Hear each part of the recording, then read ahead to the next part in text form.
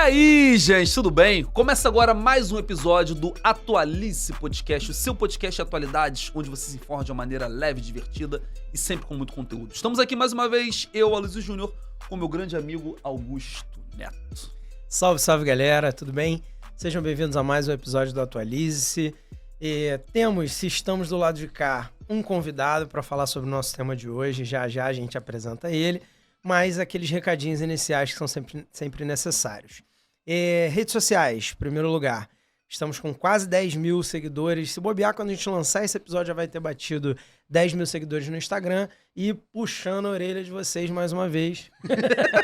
Puxando a orelha de vocês literalmente. Mais uma vez. Temos 1.000 e pouquinhos seguidores apenas no YouTube. Essa migração pra gente é muito importante. Que não faz o menor sentido, porque clicar no link, todas as postagens tem um linkzinho, é só clicar, se inscrever. Acabou. Bota o link já pra tu abrir paga pelo nada, aplicativo. Não dá trabalho nenhum, já vai direto, é só clicar no link e puf, seguiu. Então essa migração é muito importante pra gente. E se você assiste ouve a gente, na verdade, pelo Spotify, show de bola, mas as horas assistidas no YouTube, lembra que é a nossa meta fundamental, né?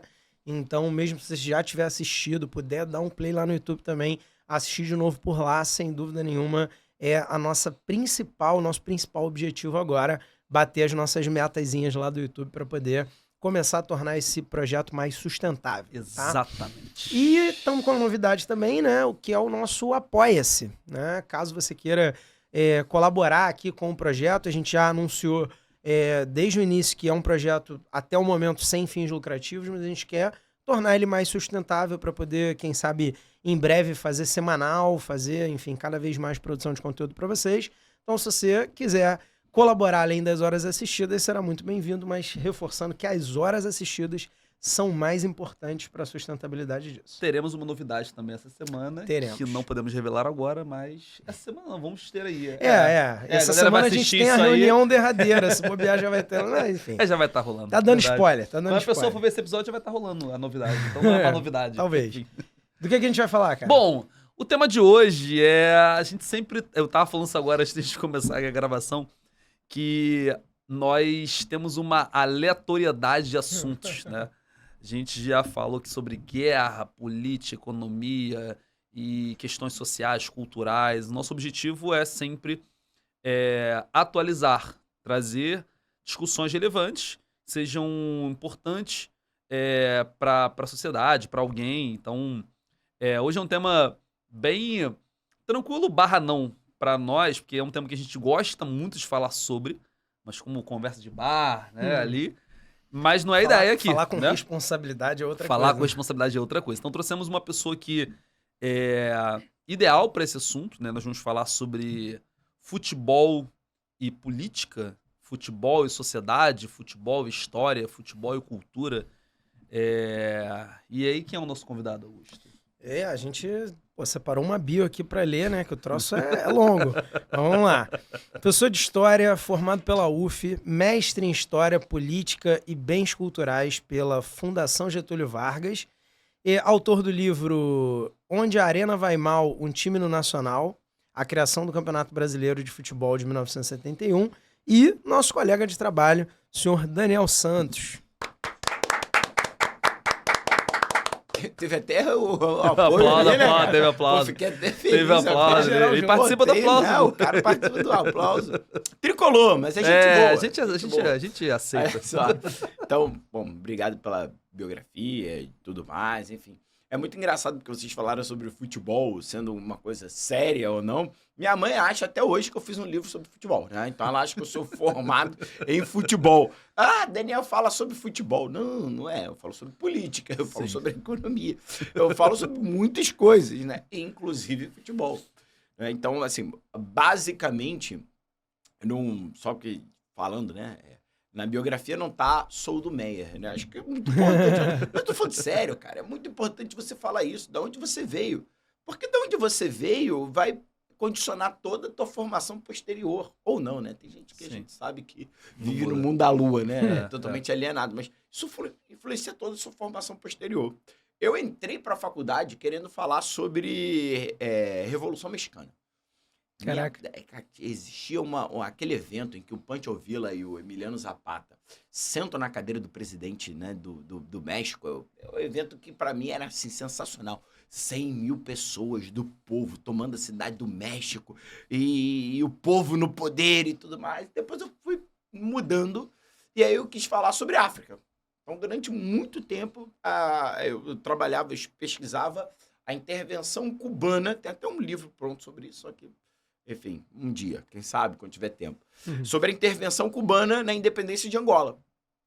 O que Fidel Castro foi fazer lá, o que era o MPLA e tudo mais. Então, a minha monografia do final de curso foi aí.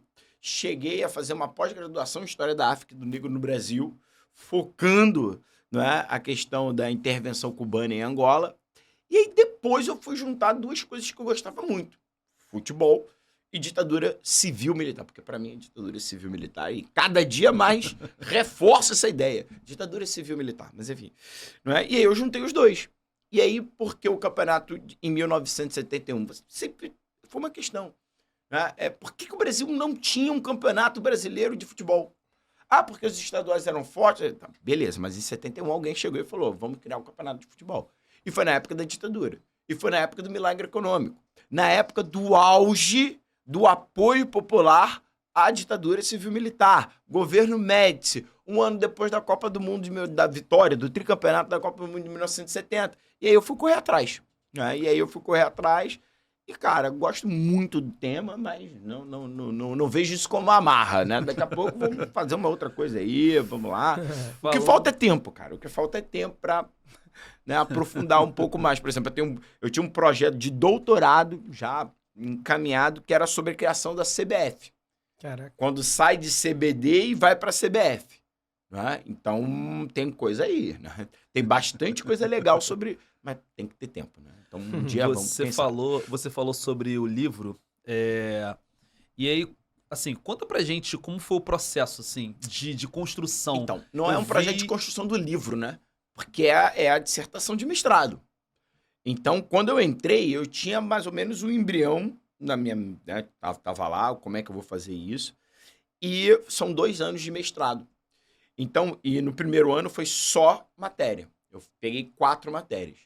O que eu fiz? Eu fui pegando as matérias e fui pensando como aquelas matérias poderiam me ajudar na escrita, na pesquisa. Então, eu fui, olha, bom, primeiro, quais vão ser minhas fontes? Minhas fontes principais foram os principais jornais do Brasil. Peguei 2 aqui no Rio, peguei o Jornal do Brasil aqui no Rio de Janeiro, peguei a Folha de São Paulo, e peguei nas principais capitais que tinham times que tinham jogado no Campeonato Brasileiro. Qual era a minha ideia? Era comparar a percepção da criação do Campeonato Brasileiro, o impacto no Rio de Janeiro, em São Paulo, nos grandes centros, e na periferia, na periferia. Ou seja, aqueles centros que não eram, digamos assim, os principais centros de futebol. E foi muito interessante perceber a diferença. Basicamente, Rio de Janeiro e São Paulo vinham como uma continuação do Roberto Gomes de Pedrosa. É a ampliação do Rio-São Paulo, digamos assim. Bom, só fazer um resumo para não ficar muito solto. Os campeonatos estaduais eram os mais importantes. Até o final da década de 50, continuaram sendo ao longo da década de 60, 70 também. Só que surgiu uma necessidade de indicar o time brasileiro que iria representar o Brasil na Libertadores. E aí, em 1959, criaram a Taça Brasil, que é uma espécie de Copa do Brasil, hoje em dia. Então, você tinha os vencedores estaduais se enfrentando para ver quem iria representar o Brasil. O primeiro campeão da Taça Brasil foi o Bahia, em 1959. Depois, a Taça Brasil foi ampliada um pouco, mas a partir do Rio-São Paulo, o Rio-São Paulo era muito importante também. E começou quando? O Rio-São Paulo, ele sempre existiu, mas ele passou a ter maior periodicidade na década de 60. Mas na década de 30 já tinha Rio-São Paulo, tinha até torneio de seleção de clubes, né, de estados. Era a seleção do estado do Rio de Janeiro contra a seleção do estado de São Paulo, e aí o pau quebrava e tudo mais, enfim. E aí, na década de 60, não só o Rio-São Paulo ganhou mais força, como ele também foi ampliado. Aí pegou time de Minas Gerais, tanto que o Cruzeiro chegou, né, a participar e ganhar força. Aí o pessoal começou a chamar de Roberto Gomes Pedrosa. tá? Então, e depois o pessoal vai... Aí, em 1960... Tu sabe quem é esse cara, Roberto Gomes Pedrosa? Era um dirigente. Era um dirigente. Era um dirigente desses Você aleatórios. vai fazer homenagem aos grandes dirigentes que fizeram muito pro futebol brasileiro, não é? E depois você vai pegar, se eu não me engano, Mas você ali tem era tipo time... quantos clubes, né? Hã? Era tipo quantos Então, clubes? primeiro você tem os 4 grandes do Rio de Janeiro, os 4 grandes de São Paulo, depois pegou mais 2 times de São Paulo, mais 2 times do Rio de Janeiro, pegava o Bangu e o América no Rio de Janeiro, se eu não me engano, a Portuguesa e o Guarani, ou talvez a Ponte Preta, aí depende do ano, né, de São Paulo. Aí depois, os 3 grandes de Minas Gerais, depois Rio Grande do Sul, então eles foram ampliando, não é? Isso de 59 e aí depois, a 71, né? Isso, aí não, da década de 60, ao longo da década de 60 vai aumentando. Aí em 1970, chega a 18 clubes, que é o Robertão, que o pessoal chama de Robertão, que é o quê? É o Roberto Gomes de Pedrosa ampliado, né? Turbinado. Tanto que o Fluminense diz que foi campeão em 1970 e que aquilo já era o Campeonato Brasileiro. Que hoje é reconhecido, né? Depois a gente pode discutir Vamos sobre discutir isso. isso. Se você quiser, eu posso chegar aí. Eu tô como Sim. parte interessada aqui, que o Botafogo de 68, né? Mas senão o Botafogo não ganha nada. Palmeirense, né? então. Palmeirense, então. ridículo. Então vamos lá. Quer chegar até aí? Vamos lá. Então em 1970, você tem o Robertão... Quero explicar por que a gente vai ser tri esse ano. Vai mesmo. E que o Fluminense vai ganhar com o gol do Mickey, né? O gol do Mickey. Um atacante do Fluminense entrou no segundo tempo e fez o gol. Enfim, o Fluminense foi campeão. Só que em 1970, e é muito legal você acompanhar os jornais, porque a discussão é a seguinte, somos tricampeões do mundo, mas não temos o melhor futebol do mundo. Então, os jornais, né, a sensação era que nós temos a melhor seleção do mundo, mas nós não temos o melhor futebol do mundo. Por quê? Porque sequer temos um campeonato brasileiro. E aí, o Jarbas Passarinho, que era o dirigente de Educação e Esportes, né, era o ministro da Educação e Esportes, recebeu uma encomenda do presidente seguinte, resolve o problema aí. Vamos criar um campeonato brasileiro. Ele vai na CBD, a CBD, na época, a Confederação Brasileira de Esportes, era submetida ao governo, ela era ligada ao governo, tá? E aí a CBD resolve bancar o Campeonato Brasileiro de Futebol em 1971. Porque qual era a grande discussão? O Brasil é um país de dimensões continentais, e como é que você vai fazer com que esses países rodem o Brasil? Tem que ter dinheiro para isso. Passagem de avião naquela época era caríssima. Então, o governo vai bancar. E é muito engraçado que o dirigente da CBD ele fala o seguinte, olha, nós vamos comprar a passagem e vamos dar para o clube, porque não confiamos nos dirigentes porque eles podem roubar. Caraca. Então, isso já naquela época. E outra coisa, o discurso dos militares como os arautos da moralidade. Aqueles que vão bancar e vão organizar o que os civis não conseguem fazer. Né? Veja como é interessante. É a ditadura civil-militar que vai organizar o Campeonato Brasileiro de Futebol que os civis não tiveram capacidade de fazer. E mais importante ainda, naquela época você tinha aquele discurso que era o integrar o Brasil, vocês falam bastante isso em geografia, para não entregar. Então, o Campeonato Brasileiro significaria a integração do Brasil através do futebol.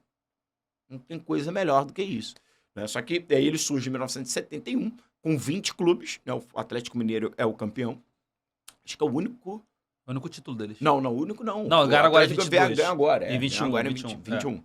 Então, era até 21. Era até 21. E era o título do Tele isolado, né? Depois Sim. do Tele, aí ficou... era chamado de pé frio, o cara que 90, não ganhava que ele foi mais nada. novo, né? Aí depois, na década de 90, que ele vai se redimir. Mas, enfim, eram 20 clubes. E aí você tinha muita gente criticando, porque teve muita gente que ficou de fora. Né? Uhum. Inclusive, o pessoal de Goiás fez um campeonato brasileiro paralelo. O governador de Goiás, inconformado, resolveu bancar um campeonato brasileiro com os excluídos. Então, aos poucos, o campeonato vai crescendo. E aí, qual é a coisa mais legal? É você perceber que é o seguinte, em 1974, nós tivemos uma mudança muito grande na CBD. Sai o Ricardo Teixeira, com uma série de acusações de corrupção já naquela época. Não era uma figura benquista pelos militares, depois, se você quiser, a gente pode aprofundar isso daí. Mas entra o almirante Heleno Nunes. E aí eu gosto muito de falar, né, o pessoal do Vasco, que fala assim, Porque o Flamengo é o time do poder. Da ditadura, o do Vasco... Médici. Time do Médici, né? Olha só, o Heleno Nunes, para vocês vascaínos, ele era presidente da CBD, político da Arena, que é o partido do governo, e hoje dá nome pro CT do Vasco. Eu acho que isso é uma coisa que a gente vai discutir ao longo de todo o programa de hoje. Todo mundo tem uma coisa para falar assim, olha... O Flamengo tem, o Botafogo tem, o Fluminense vai ter, o Corinthians vai ter. Às vezes a gente fica apontando um dedo em direção ao outro, não é? Por puro clubismo. Não é? A gente tem que se despir dessa questão clubista. Pelo amor de Deus, a gente não pode misturar o clubismo com questões como racismo, com questões como apoio a determinado dinheiro que não é legal ou não. Porque senão acabou. O clubismo tem que ficar no clubismo, né? Tem que ficar na zoação, tem que ficar na mesa do bar. Não numa discussão. Não, eu não posso ir pro Twitter e ser clubista, pelo amor de Deus. Não, mas enfim. E aí o almirante Heleno Nunes, como era integrante da Arena e como era um almirante militar, em tempos de ditadura militar, ele vai politizar mais o Campeonato Brasileiro. O campeonato sai de 40 clubes e teria 98 times em 1979. Só não teve 98 porque 2 times de São Paulo se recusaram. Falaram, a gente não vai participar disso, isso é uma bagunça. E até a Série C? Tanto que... 98. Não! 96 times de Série A, Luiz. Tanto que... Mas aí era eliminatório. Aí eliminando... Aí o que vai acontecer? Na medida que for eliminando, tem muito time que fica sem ter nada o que fazer. É aí que no Rio de Janeiro criaram o Campeonato Carioca Especial. Já percebeu que o Flamengo é tricampeão porque ele é campeão de 79, 79 e 80? Porque ele foi campeão 2 vezes em 1979 no torneio especial que foi criado. Né? 79, né? Tem aquele fatídico de 77, né? Que eles perdem pro Vasco, enfim. Mas o mundo Rondinelli foi 79, né? É ali que você, né? Que forma, que o troço começa a dar liga. Aquele time, né? Digamos assim. Mas como foi... Gente, vamos lá. De 40 times foi para 96. Aí o que o pessoal falava nas ruas? É uma forma de você dar sustentação ao regime militar. Você conseguir mais votos para a Arena. Por isso, onde a Arena vai mal, um time no Nacional. Você vai colocando... Pô, o Flamengo vai jogar com Fest lá no Amazonas. Pô, não é muito interessante para o político que trouxe o Flamengo para jogar lá? Claro. A discussão na imprensa era o seguinte, cara, tem local que não tem aeroporto. Ou que o aeroporto fecha às 5 horas da tarde. Como é que você vai trazer um time? Não interessa. O que interessa é que a ditadura precisava de legitimidade nas urnas. Era um momento de abertura, mas a abertura ela foi o quê? Lenta, gradual e segura. Ela tinha que ser controlada de alguma forma.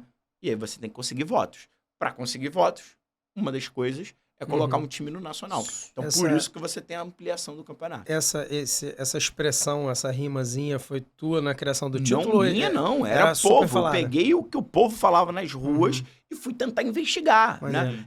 O processo é o contrário. É você pegar o que a galera falava e tentar falar assim, vem cá, isso tem algum sentido ou não? E aí eu fui atrás para saber se tinha sentido ou não. Sobre o teu livro, a primeira vez que eu o vi não foi através de um papo nosso, meu e seu. Eu tava assistindo ESPN e era aquele programa Mesa Redonda que era o Linha de Passe. Era Linha de Passe? Acho que era Linha de Passe. Eu tava emocionado, fiquei emocionado nesse dia. Era o melhor programa que tinha pra mim era aquele que tinha o Mauro, Juca... A formação era Mauro, Juca, Trajano e PVC. Juca, PVC, e aí... Foi que era incrível. Aí eu acho que o Mauro puxou o teu livro, ou foi o Juca, não lembro agora qual dos dois. Foi o Mauro. Falou, tem aqui o professor Daniel Souza e tal, tem um livro, não sei o quê. Eu falei, caralho... Daniel Souza é o outro. Não. Daniel Araújo. Daniel Araújo. O ouro, deixa eu só fazer uma parte aqui. Não, eu tô mó me esforçando aqui pra te chamar de Daniel. É bom você falar então a gente pode mudar agora. Então, vamos fazer uma parte. Uma parte é o seguinte, o pessoal lá no lugar onde eu trabalho, o pessoal me chama de café. Desde o primeiro dia que eu coloquei os pés no lugar. E eu não sei mais de 20 anos, mais de 20 anos. 23. Qual foi a história? Então vamos colocar. Eu conheço a história com várias versões. Não, só tem a versão definitiva é a seguinte. Eu cheguei... Bom, eram outros tempos, né? A vida era outra. Quando eu conto isso para meus alunos, eles ficam chocados. Aí eu cheguei lá, aí um cara chegou para mim e falou o seguinte, olha, qual o seu nome? Eu falei, meu nome é Daniel. Aquela coisa, né? Uma roda, assim, que o pessoal corrigia. Falei, meu nome é Daniel, faço história na UF, não sei o quê. Ia fazer, né? Ainda não tinha começado porque tinha greve. Aí o cara falou assim, olha só, já tem um Daniel aqui. Ele é Daniel Souza. Não pode ter 2 Daniel. Então faz o seguinte, um é preto, outro é branco. Um é café, outro é leite. Detalhe que eu não tomo café e o leite era intolerante à lactose, né? E eu só fui descobrir isso depois. Ele tinha medo de falar e as pessoas zoarem ele e tudo mais. Hoje ele é um cara famoso, comentarista da Globo News e tudo mais. Enfim. É o Daniel Souza do podcast do Petit Jornal. Do né? Petit Jornal, Sim. enfim. Aí depois a gente foi trabalhar juntos no curso de preparação em diplomata. Ele e o Tanguy, que faz também. Foram professores da rapaziada do xadrez verbal, né? Do Felipe lá Figueiredo. De São Paulo, em São Paulo. Sim. Ele chegou, acho, não sei se fez um ano e pouco. Ele sempre fala né? isso, né? Foi bem, é uma experiência bem legal. Aí depois a gente trabalhou mais, sei lá, uns 10 anos juntos. Sim. E aí, por fim, chama aí, de Daniel de pode café. chamar de café, pode chamar de café. Até porque as pessoas que estão assistindo zero. te conhecem como café, claro, né? Todo mundo claro. assim. E aí acabou que eu usei isso, né? O Instagram é Café História, porque uma aluna falou, uma aluna da freguesia, por que você não faz isso? E não sei o quê. Eu falei, tá, beleza. Irado. Aí o que aconteceu? Eu tava lá, né, em casa, e aí, eu tava... Fui jogar um campeonato de futebol do quebrei minha clavícula, tô em casa, e aí eu escuto o Mauro falando. O Mauro falando assim, olha, aqui... Foi isso. Aí o Mauro falou, olha, aqui é o livro do Daniel Araújo dos Santos, onde a Arena vai mal, um time nacional. Aí eles discutem, eu tenho esse pedacinho até hoje. Sim. Eu tenho esse pedacinho porque é um pedacinho importantíssimo. Eu fiquei com o celular esperando eles falarem e tudo mais. Saiu um choro do meu filho, que na época era bebê, o João Vicente, mas foi um dos momentos mais importantes. Você me contou uma vez que você foi à casa do Juca fazer uma entrevista com ele, né? Como é que o meu livro chegou à ESPN? Através do Juca. A história é a seguinte, eu, além de jornais, a revista Placar foi muito importante. Né? A Placar, vocês não pegaram a Placar, né? Pegaram a Placar? Molequinho. Então, a Placar era muito importante. A Placar, ela se tornou uma revista nacional graças ao Campeonato Brasileiro. Graças a 2 coisas, o Campeonato Brasileiro e a loteria esportiva, que na época era uma coisa sensacional. Era a possibilidade de você ficar rico através dos seus conhecimentos do futebol. Sabe isso que as pessoas fazem hoje, os alunos fazem hoje com, né? A gente tem muito aluno que é viciado. Bet. Apostei não sei quanto, apostei não sei o que. Cara, isso era a loteria esportiva na década de 70. Então, o que a Placar ela fazia? Ela fazia uma análise do jogo na semana, da rodada no final de semana. Então, o camarada comprava a Placar para saber mais ou menos o que ia acontecer.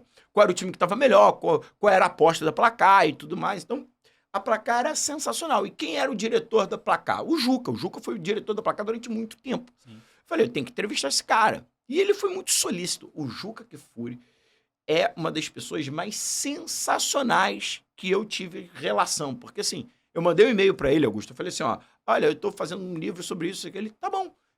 Meu endereço, eu sei até hoje. Quase que eu falo aqui. Olha, meu endereço é esse. Pode vir aqui na segunda-feira. Ele te deu o endereço da casa dele? Ele deu o endereço da casa dele e falou, vem aqui na segunda-feira. Foda, cara. Aí eu ainda fiquei com medo. Eu falei, cara, será que é pegadinha? Será que não é o Juca? E tudo mais. Aí o Juca, eu toquei lá, tá aqui te esperando subir. Ele tem uma, né? Que é o lugar onde ele grava.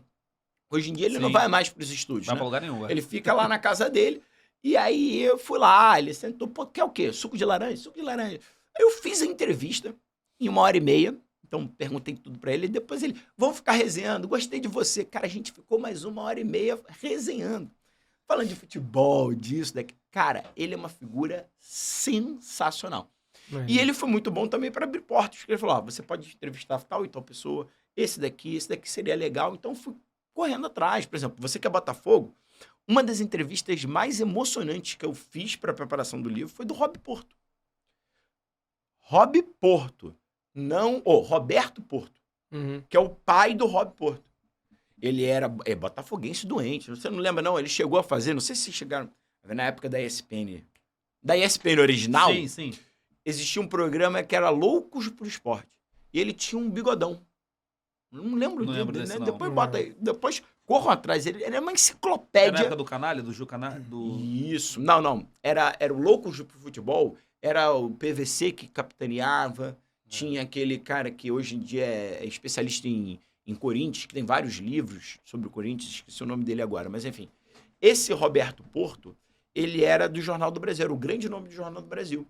E aí ele falando como é que foi, ir de um lugar para o outro, como para os jornalistas foi interessante o Campeonato Brasileiro. Entrevistei o Francisco Horta, não é, o grande dirigente da história do Fluminense, né? o homem do troca-troca, né, que fez sim, ele que troca-troca fazia as com o coisas, né? Flamengo. É. Ele era um grande... Me contou tudo e tudo mais. Cheguei a pegar... tem uma história muito interessante, né? Que o Guedes, né? Márcio Guedes. O Márcio Guedes e o Roberto Porto fizeram uma entrevista com o almirante Heleno Nunes, aqui na Barra, onde... Lembra que ali na Praça do Ó tinha um restaurante que... Tourão. Não. Era um tradicionalíssimo que acabou agora. Era uma casa antiga que o cara fazia cerveja lá, enfim, era um casarão, casa não sei o quê, enfim. E eles fizeram entrevista com o cara e descobriram que o almirante passava mal em alto mar. Ah, mentira. Sensacional, né, cara? E aí publicaram a história, foram censurados. Sério? Porra, claro, porque aquilo cara ali era almirante, visto né? como uma Fraqueza, afronta né? à Marinha Brasileira. Sim, sim. Né? Então foram censurados. Então, tem várias histórias legais. Então eu usei muitos jornalistas, usei muito historiador, claro. Mas assim, a minha ideia era pegar a percepção. E a partir da percepção do que é o Campeonato Brasileiro, o que não é, porque tem isso aí, vamos voltar lá ao início, que eu sei que é a pergunta. Por que hoje em dia o pessoal unificou os títulos? A unificação dos títulos é uma aberração, Augusto. É uma aberração. E vou dizer para você, política. O que aconteceu? Na época eu estava fazendo a minha dissertação, foi em 2011 que eu começo, quando eu começo mesmo, 2010, 2011, estava rolando um disse-me-disse de que a Globo iria perder o monopólio do Campeonato Brasileiro para a Record.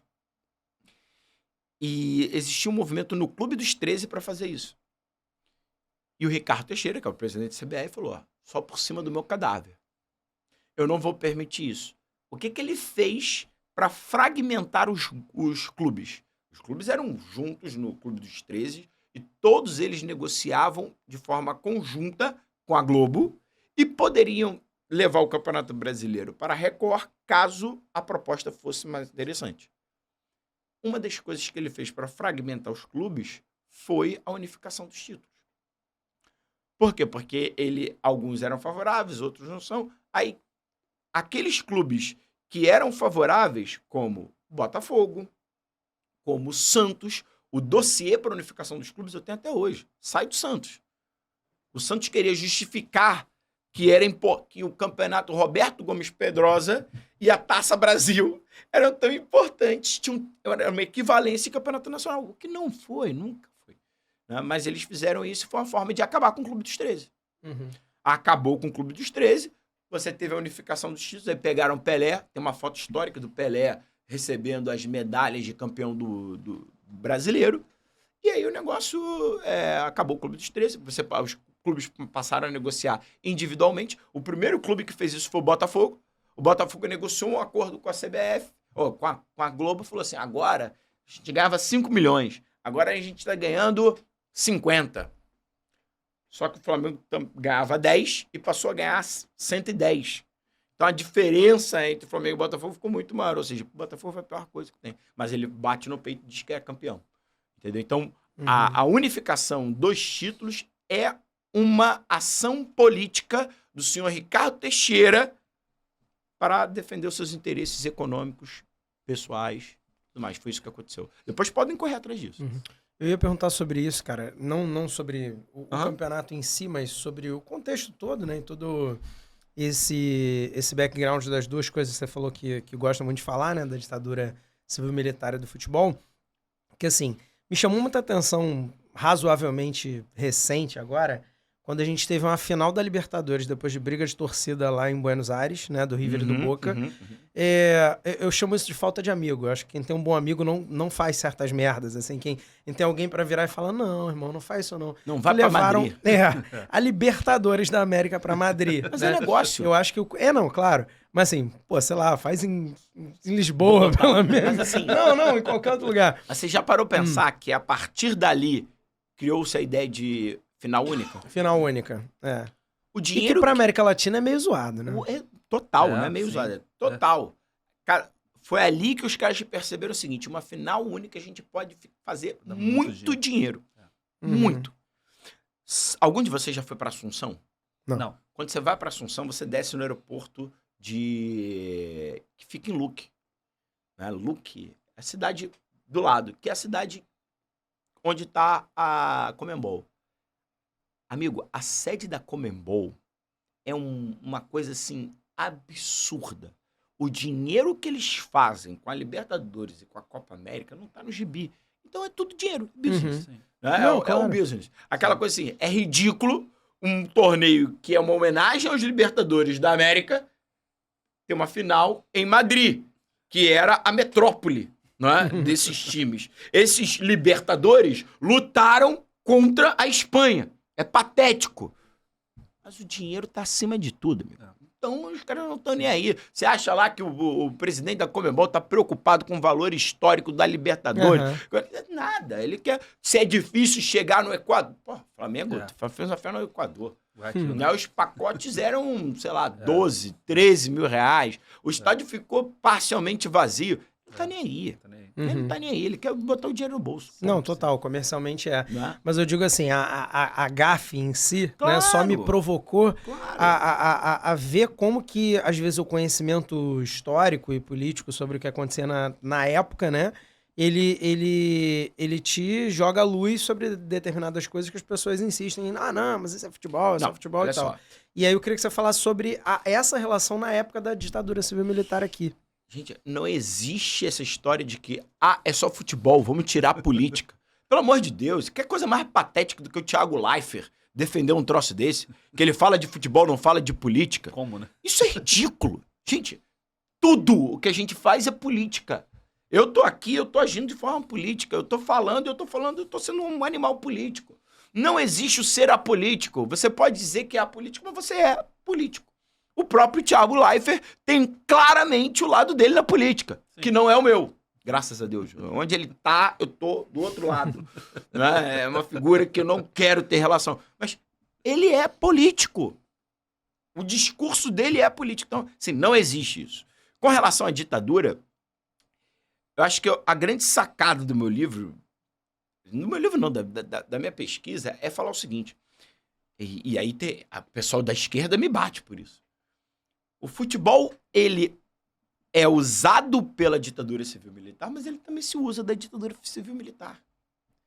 Sem a ditadura, de repente, a gente demoraria mais alguns anos para ter um campeonato nacional de futebol.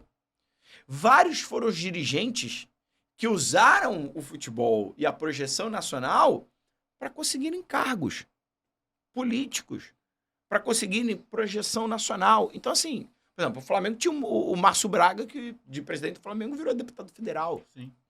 Não é? Tem vários casos. O próprio moço que está preso lá na Trump Tower, o José Maria Marim, ele era ligado ao São Paulo. Sim. Foi governador de São Paulo, foi deputado por São Paulo. Então, assim, não é uma... Eu gosto muito, Augusto, isso daí eu falo muito para os meus alunos.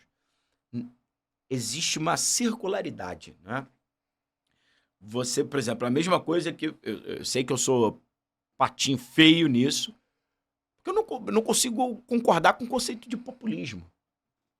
Para mim, não existe um dirigente, um político que manipula as pessoas e as pessoas seguem aquilo. Não, aquela pessoa ela também tem voz, aquela pessoa, de alguma forma, a demanda daquele pequenininho tem que estar lá em cima. Porque se a demanda desse pequenininho não estiver lá em cima, esse pequenininho não aceita o que o grandão está falando. Então, para tudo, eu pego esse conceito, que é um conceito Chartier, de alguns historiadores muito renomados, que a ideia é o seguinte, olha, se o futebol for usado pela ditadura, a ditadura... se o futebol for usado pela ditadura, o futebol também, de alguma forma, usou a ditadura para se projetar nacionalmente. Tá? Então, é isso que eu gosto sempre de falar. Uhum. Mas a gente... você vê sempre outra coisa que eu busquei sair do lugar comum, é porque você tem muita produção sobre ditadura e seleção brasileira. Clubes, a gente tem menos. E aí eu fui atrás dessas relações de políticos e tudo mais. Com o clube. Né, com E o com a clube. seleção, assim, a gente tem sempre a preocupação, às vezes a gente Não, tá com a conversando... seleção. Com a seleção perfeita, é muito Uhum. grande. É só você pensar que só na Copa de 70 a gente tem vários temas. A gente tem a militarização da preparação física, né? O Carlos Alberto Parreira, o Cláudio Coutinho, todos eram ligados ao Exército. E o time do Brasil teve 1 mês de preparação, 2 meses para jogar na altitude da Cidade do México. Correu muito mais do que os outros. Os militares batiam no peito e diziam, tá vendo? É a eficiência da preparação física militar. O chefe da delegação brasileira era alguém ligado à ditadura, né? Porque existia muito medo de uma politização da seleção, de alguns jogadores da seleção fora, né, do Brasil. Existe a discussão sobre se o João Saldanha foi retirado há menos de 3, 4 meses da Copa do Mundo. Ele era o técnico da seleção brasileira. Ele classifica a seleção brasileira em 1969. É o maior público da história do Maracanã. Brasil e Paraguai, 1-0 em 1969. Ele era o técnico da seleção. Só lembrando, João Saldanha era um radialista muito famoso no Brasil inteiro. Era um cara abertamente comunista. E o medo da ditadura seria, pô, esse cara vai sair daqui, vai ser campeão do mundo e vai falar mal da gente pro mundo inteiro. Então tem muita gente que fala que os resultados ruins nos jogos preparatórios deram a desculpa que os militares queriam para tirar o João Saldanha. Então, assim, tem uma politização muito grande, né? Com certeza. Da Copa da seleção brasileira, muito evidente. 1978, por exemplo. Uma das coisas mais sensacionais que eu fiz na vida foi uma palestra, coisa de 1 mês e meio atrás, com o irmão do Zico. Era o irmão do Zico, a Hilde e o Delgard Ângel. O né? Edu? O Edu. Porque eu fui fazer... O Edu não, é o Nando. O Nando é um irmão do Zico que foi perseguido pela ditadura militar e recebeu indenização como perseguido político. Por quê? Porque o Nando ele foi do PNA, o Programa Nacional de Alfabetização do governo João Goulart. Todos que eram desse PNA, que era orientado pelo... Não é, como é que é? O Paulo Freire. Não pode fazer isso, né? Não. Né? O Paulo Freire, que até hoje não tem essa coisa. Paulo Freire, comunista. Ah, você é analfabeto porque você é do Paulo Freire. Então, esse PNA, ele foi organizado pelo Paulo Freire. Era o método Paulo Freire. Tinha lá o Darcy Ribeiro, Paulo Freire. Imagina essas figuras à frente do programa. Quando tem um golpe civil-militar, a galera do PNA foi toda ela perseguida. O irmão do Zico e a irmã do Zico, um dos irmãos do Zico, o Nando, e a irmã do Zico faziam parte do PNA. E os dois foram perseguidos. O Nando teve dificuldade de jogar em times brasileiros. Quando foi para Portugal, quem estava no poder em Portugal? Salazar. E tinha uma ligação das duas.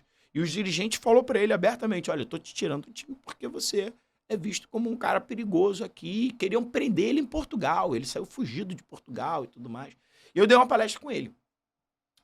Ele afirma categoricamente para mim, do meu lado aqui, ó. Ele falou, o meu irmão foi tirado das Olimpíadas de 1972 porque eu era visto como um cara de esquerda. Então você tinha uma ligação muito grande ali. Não, o Zico estava na pré-lista, mas ele foi retirado por alguém. Tu falou de 78. 78 é o Eu lembrei agora Reinaldo. a Copa da Argentina. Sim, né? Eles venceram era isso que eu a ia Copa falar. do Mundo. Era essa linha que você ia pegar, né? Eu ia falar Porque do Reinaldo. eu ia fazer esse paralelo. Não, sim, em relação ao Reinaldo, Uhum. eu queria muito que você falasse do Reinaldo mesmo, com o símbolo lá das Panteras Negras, né, e tal. Exatamente. Mas também fizesse um paralelo disso com as ditaduras daqui. Assim, claro que Da América Latina? É, extensíssimo, mas acho que é meio que nessa pegada também, Ó, né? Então, qualquer um que queira saber da relação entre ditadura e futebol na América Latina é obrigado a ver uma série idealizada pelo Lúcio de Castro, que passou pela ESPN Brasil, chamada Memórias de Chumbo. Né? O futebol nos tempos de Condor. Ele faz um capítulo Seleção Argentina e Ditadura Argentina, um capítulo Seleção Uruguaia, futebol, ditadura do Uruguai, ditadura do Chile e seleção do chilena, e a do Brasil. Sim. A do Brasil é que, assim, pra mim, que eu conheço muita coisa, acho que ele tinha que ter mais tempo. Eu Sim. falei isso eu já dei uma palestra com o Lúcio. Falei, pô, tinha que ter mais. Ele mas eu tinha aquela limitação. Agora, o do Chile e da Argentina, assim, vamos parar pra pensar que na Argentina, ele entrevista a primeira desaparecida política, primeiro bebê recuperado pela democracia, né? Vocês sabem que tem aquela questão de muitas crianças foram sequestradas pela ditadura argentina, né? Então os pais eram de esquerda, você sequestrava os pais, torturava os pais, matava os pais, pegava a criança e dava para alguém. Com a volta da democracia, tivemos uma campanha para que essas 400 e muitas crianças voltassem para sua família. O Lúcio consegue entrevistar a primeira que foi recuperada. É uma das entrevistas que eu chorei. Chorei com a garota falando. Então, vejam. No Uruguai, ele entrevistou o Galeano, Eduardo Galeano. Uhum. Cara, imagina, Incrível, se né? entrevistar com o Eduardo Galeano. Então, tem muita coisa legal. No caso da Argentina, tem a história da Copa do Mundo de 1978 da Argentina, só pra gente fechar. Sim. Reinaldo, é aquela coisa do Reinaldo, era um cara mais à esquerda. O Reinaldo fazia gol e comemorava assim, ó. Um gesto dos Panteras Negras. Imagina isso na década de 1970, né? Ditadura militar. Sim. Então os militares ficavam de olho no Reinaldo. E por outro lado, se o Brasil tinha uma ditadura que queria usar o futebol para conseguir apoio, a ditadura da Argentina também precisava da mesma coisa. Sim. E aí tem a história clássica, que é da Copa do jogo contra o Peru, né? Do Peru. Que a Argentina precisava fazer um saldo de gols absurdo, ganha de muito do Peru, e tem alguns detalhes, né? O goleiro do Peru era argentino naturalizado e tomou uns gols um pouco estranhos. Logo depois da vitória da Argentina sobre o Peru, sai um acordo econômico entre a ditadura da Argentina e o governo peruano, que também era uma ditadura militar. Sim. Então, assim, tem muitas coisas suspeitas, e Uhum. até hoje fala-se muito sobre que a Argentina comprou a final da Copa do Mundo, e tem muita gente que fala que o jogo de 1978, os jogadores estavam, né, Tinha bebido uma dopados. bebidinha. Então, mas, sim, eu não gosto de falar sobre isso porque Sim. não tem nada Tem confirmado, prova. não tem prova. Sim. Né? Eu, como professor de história, tenho que Sim. ter uma responsabilidade. Factual, né? Eu posso falar o que dizem. É. Dizem isso. Aí a seleção a seleção da Argentina era muito boa. Né? Não era uma seleção Sim. qualquer, não. Os caras estavam jogando em casa, tinha todo aquele clima e tudo mais, mas enfim. Né? Então, todas as seleções, o futebol é utilizado pelo governo. Não é só ditadura, não, gente. É democracia. Sim. Vamos lembrar o Bolsonaro. O Bolsonaro ficou 4 anos vestindo cada Camisa de semana todo mundo. uma camisa de um time diferente. Gente, ele se comunica com o povo. Sim, sim. Ele é Botafogo, cara.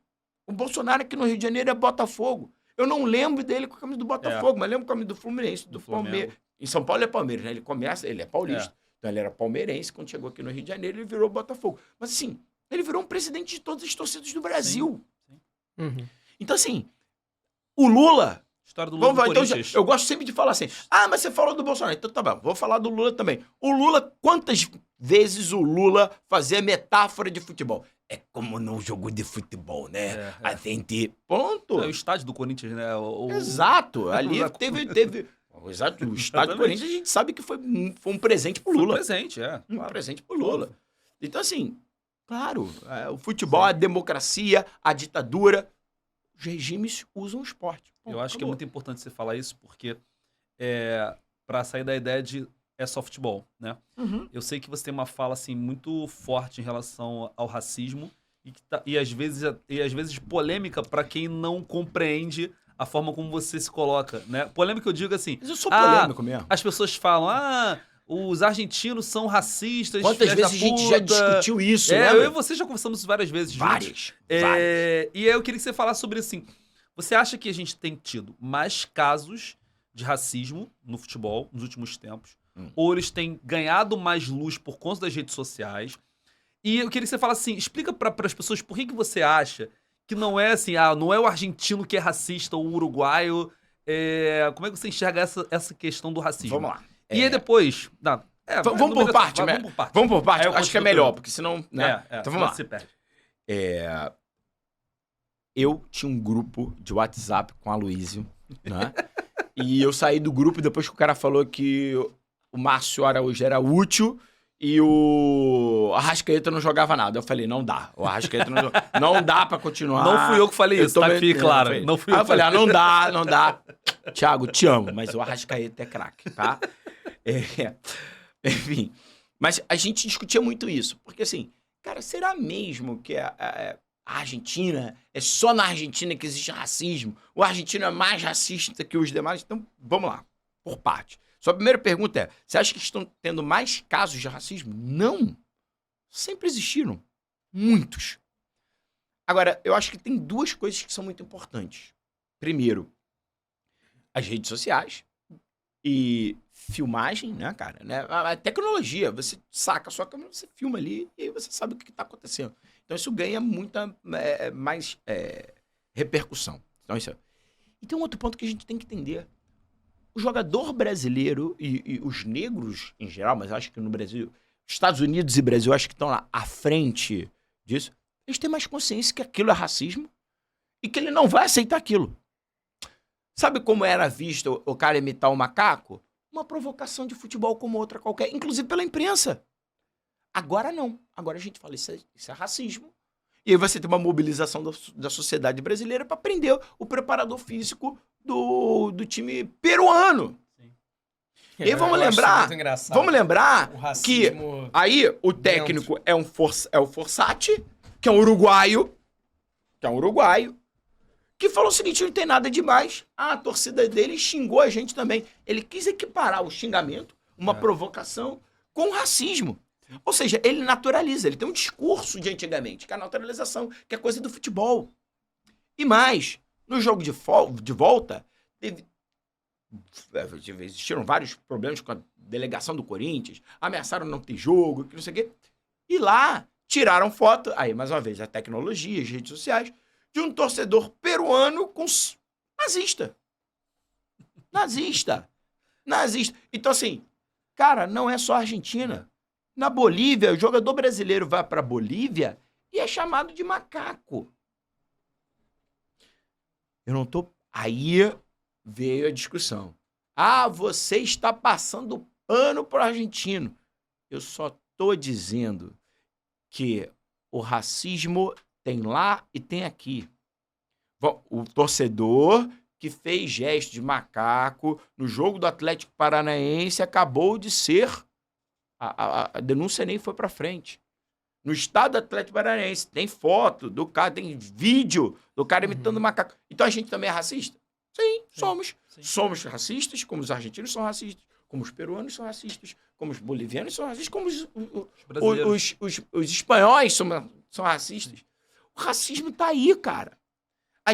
Eu só tenho muito... Augusto, eu vou te dizer, e eu já falei isso pro Aloysio. Eu só acho que a gente aponta o dedo pro outro pra esquecer. E muitas vezes a gente esquece o que acontece aqui dentro, no nosso dia a dia. A gente não pode esquecer o que acontece no nosso dia a dia.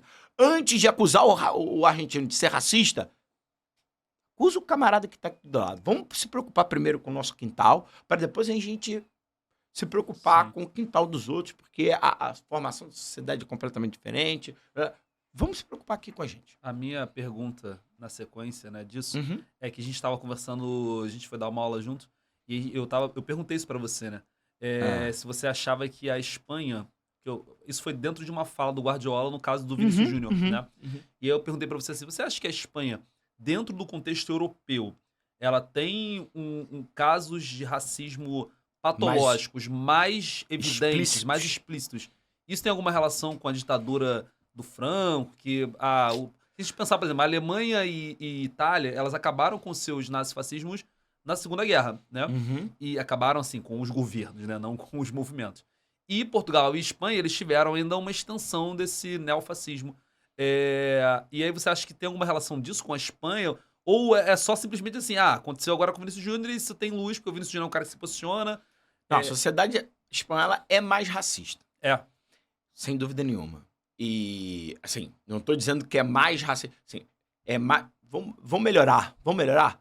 Pra ter um corte bonitinho. Né? Porque senão eu tenho medo agora de corte, né? o racismo é mais explícito nos campos de futebol da Espanha. Por quê? Porque o racismo é normalizado, é visto como uma coisa, uma brincadeira, uma coisa normal na Espanha.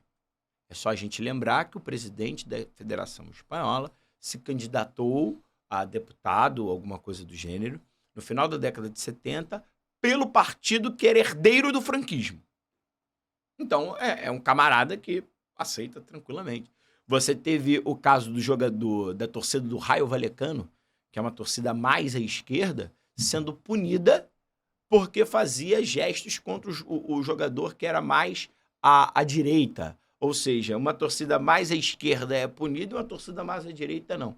Então, assim, eu concordo com você que tem sementes do fascismo ainda muito espalhadas pela sociedade espanhola e que realmente vai ser mais difícil para evoluir. Mas, inclusive, eu conversei isso, sabe com quem? Com o Rafael Cunha, que é meu amigo e que vai vir aqui no podcast, mas a gente estava conversando sobre isso. Na Inglaterra, e aí tem um outro lado também, sabe qual é o outro lado? É a convivência com os negros, né? Na Inglaterra, como você tem, e a França também, como você tem uma presença maior dos negros na sociedade da Inglaterra e na sociedade espanhola e na sociedade francesa, essa é uma discussão que vem sendo debatida e o antídoto para isso é uma coisa que se divide na sociedade. Eu acho que na Espanha eles tratam... É mais o latino que vai para lá. A presença do negro, ela era menor, ela vai ganhando mais força. Principalmente, o caso do Vinícius Júnior, ele é um protagonista.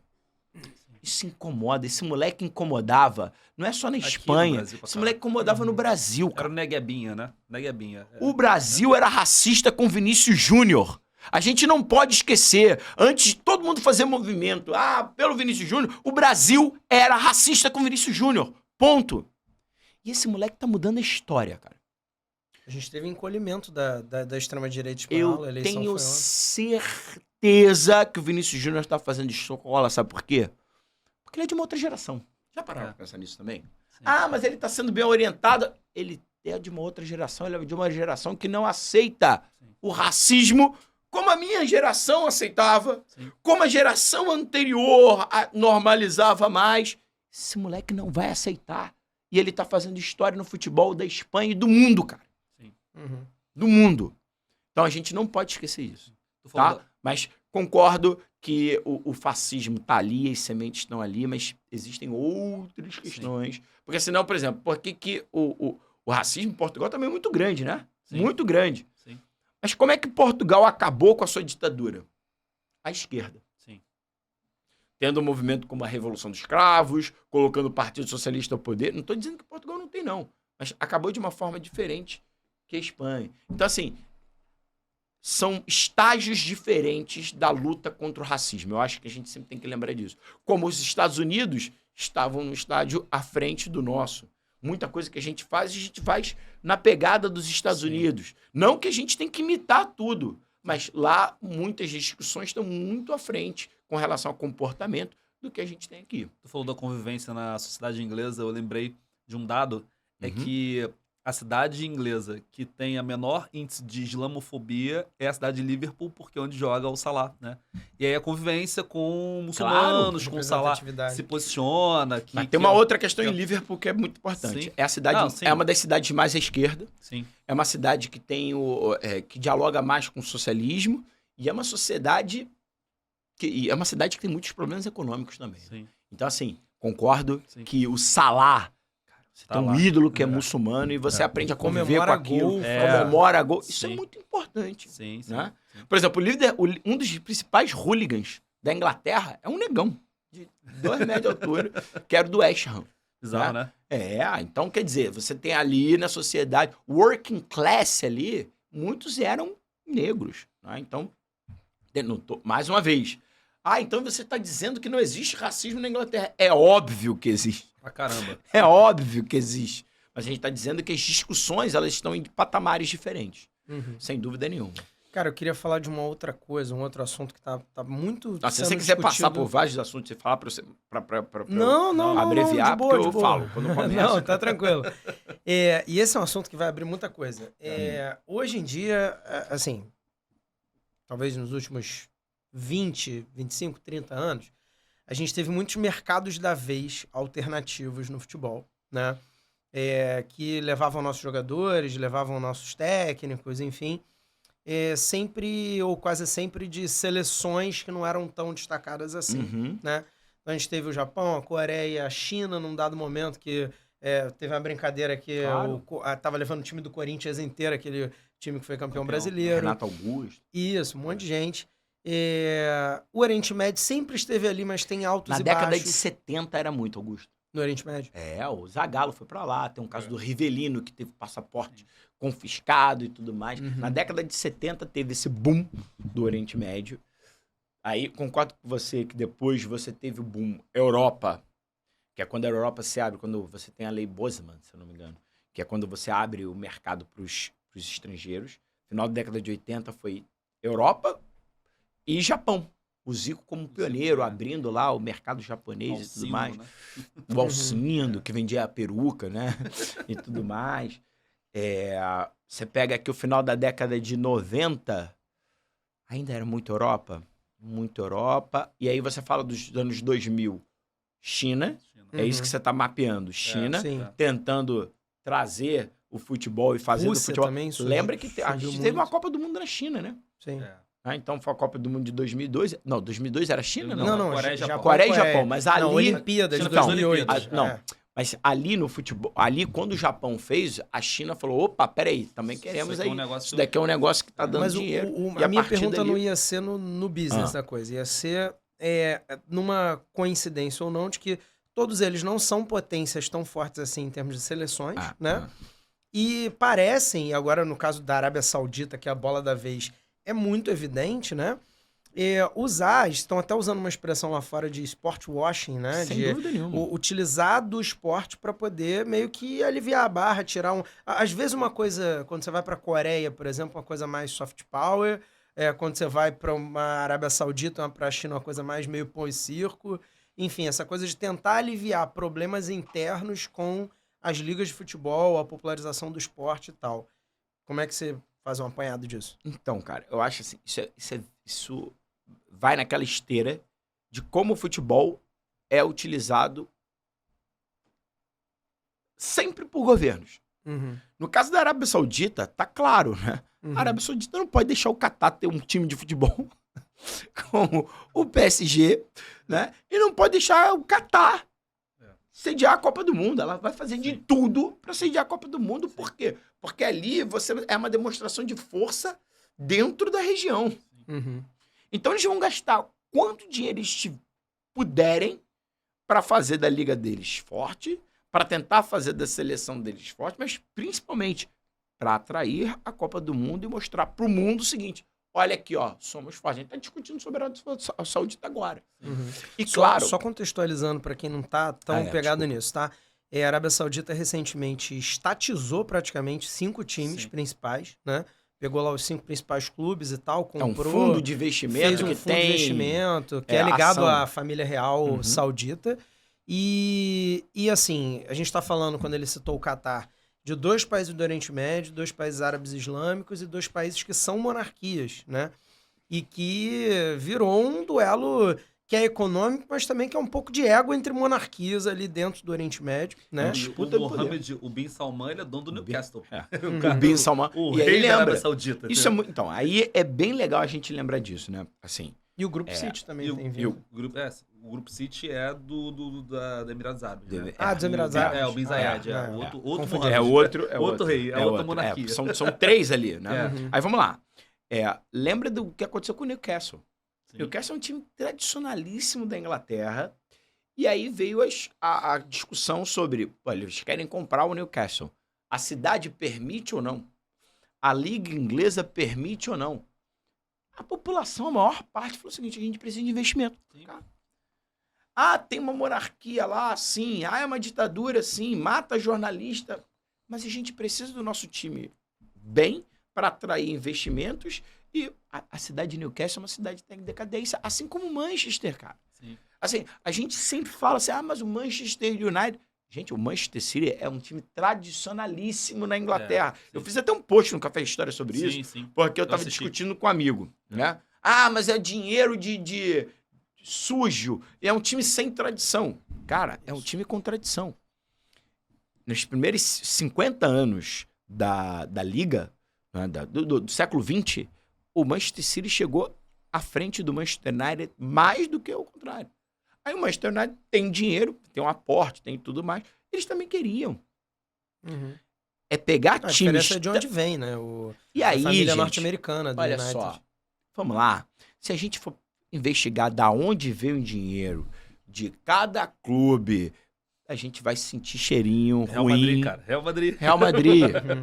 Agora, o Messi tá no Inter Miami. Vocês sabem quem é um dos principais acionistas do Inter Miami? Não. É um cidadão chamado Jorge Mas Júnior. Filho, acho que Júnior. Mas o pai dele é um camarada que esteve envolvido na ação do Irã Contras, né, do apoio aos contras da Nicarágua. O pai dele arrecadava dinheiro com as comunidades de cubanos em Miami para financiar atentados em Cuba e fez dinheiro com isso.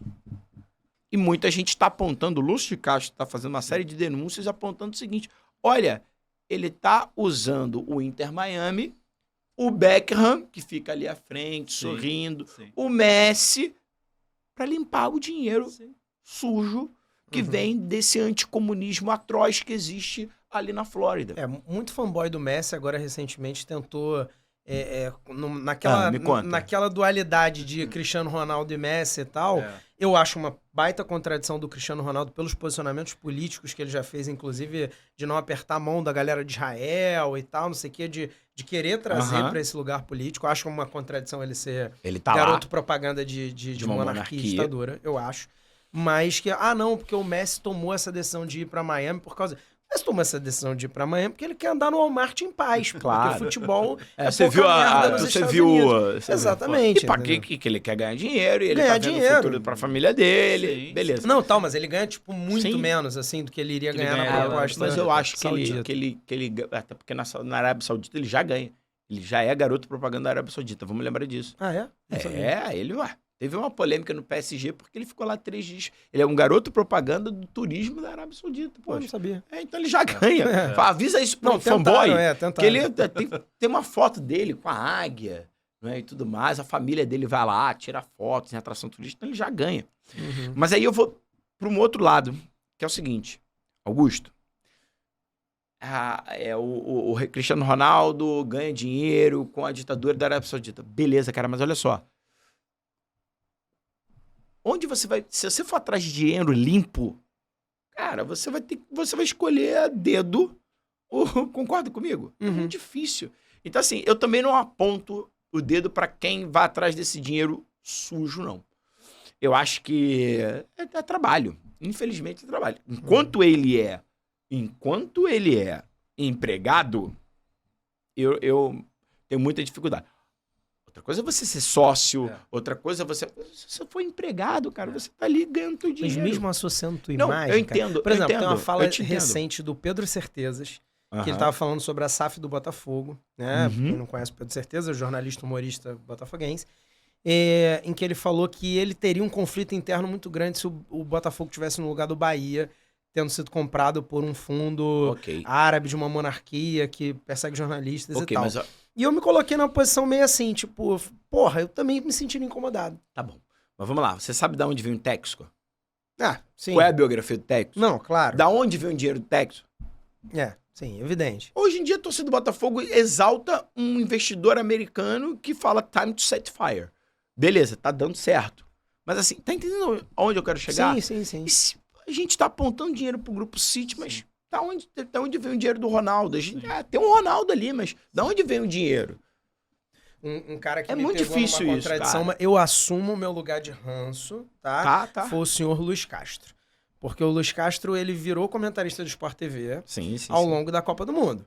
E ele, em alguns momentos, quando entravam no tocante político Ele era dentro um da história cara da Copa do Mundo, extremamente... ele era um cara progressistinha e tal, não sei o quê, porque é um absurdo, perseguido, não sei o que, não sei o que lá. Mas quando colaram 3 milhões de reais na mão dele por mês, o maluco foi, entendeu?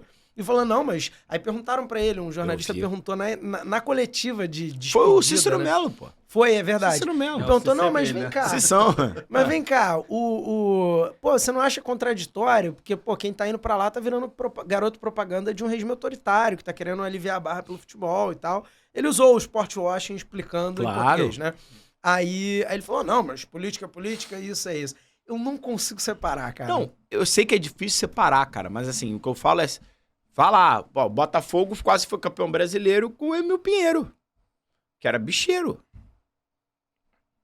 Sim. Né? Bangu, O Castor de Andrade, o Bangu do Castor de Andrade.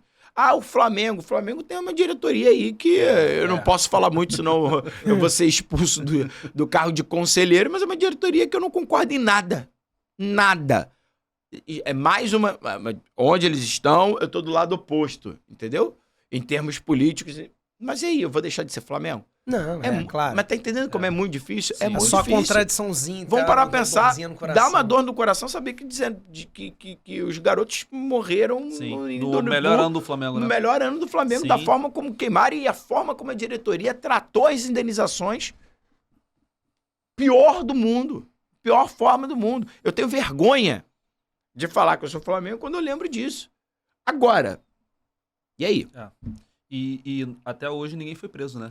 Ninguém foi preso. Ninguém foi culpabilizado, nada assim. Né? Tipo, E ninguém. os acordos são em sigilo. É, E a por gente sigilo. não tem como saber o que aconteceu. Então, É. tá entendendo, Augusto? Uhum. Eu sempre falo, Vasco colocou o time dele na mão de um fundo de investimentos que agora eles estão descobrindo uma série de horrores com relação ao 777. Sim.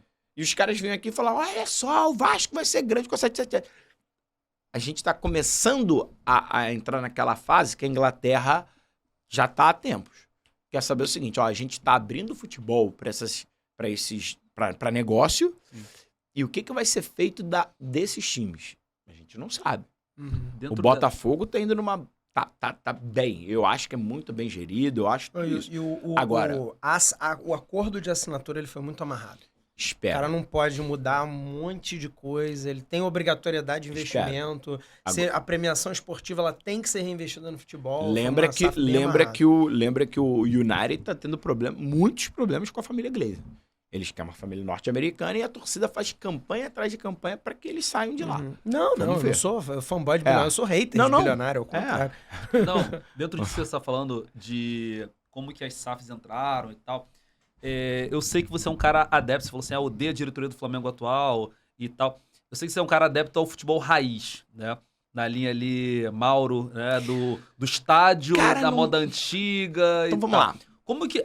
A pergunta é, como que você enxerga esse processo de mercantilização dos estádios, que é uma espécie até de gentrificação mesmo da torcida? Eu fui pro Maracanã há pouco tempo, e aí tem uma música, eu até postei isso, tem uma música da torcida do Flamengo que é Me Chamam de Favelado de Pobre Negro, é uma música nova que eles Eu fizeram uma adaptação da música argentina. A camisa 12. E aí a galera tava cantando, Me Chamam de Favelado Pobre Negro. E aí você não vê um negro. Em volta de mim não tinha nenhum.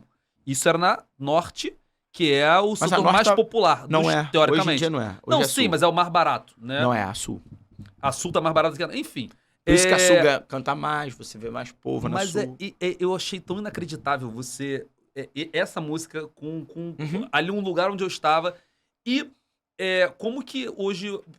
Por que aconteceu isso? Assim? Como você enxerga essa mercantilização da torcida? Esse é um outro projeto que eu tenho. O quê? Outro projeto que tá aí. Falar de identificação do futebol? Falar o seguinte, vamos lá.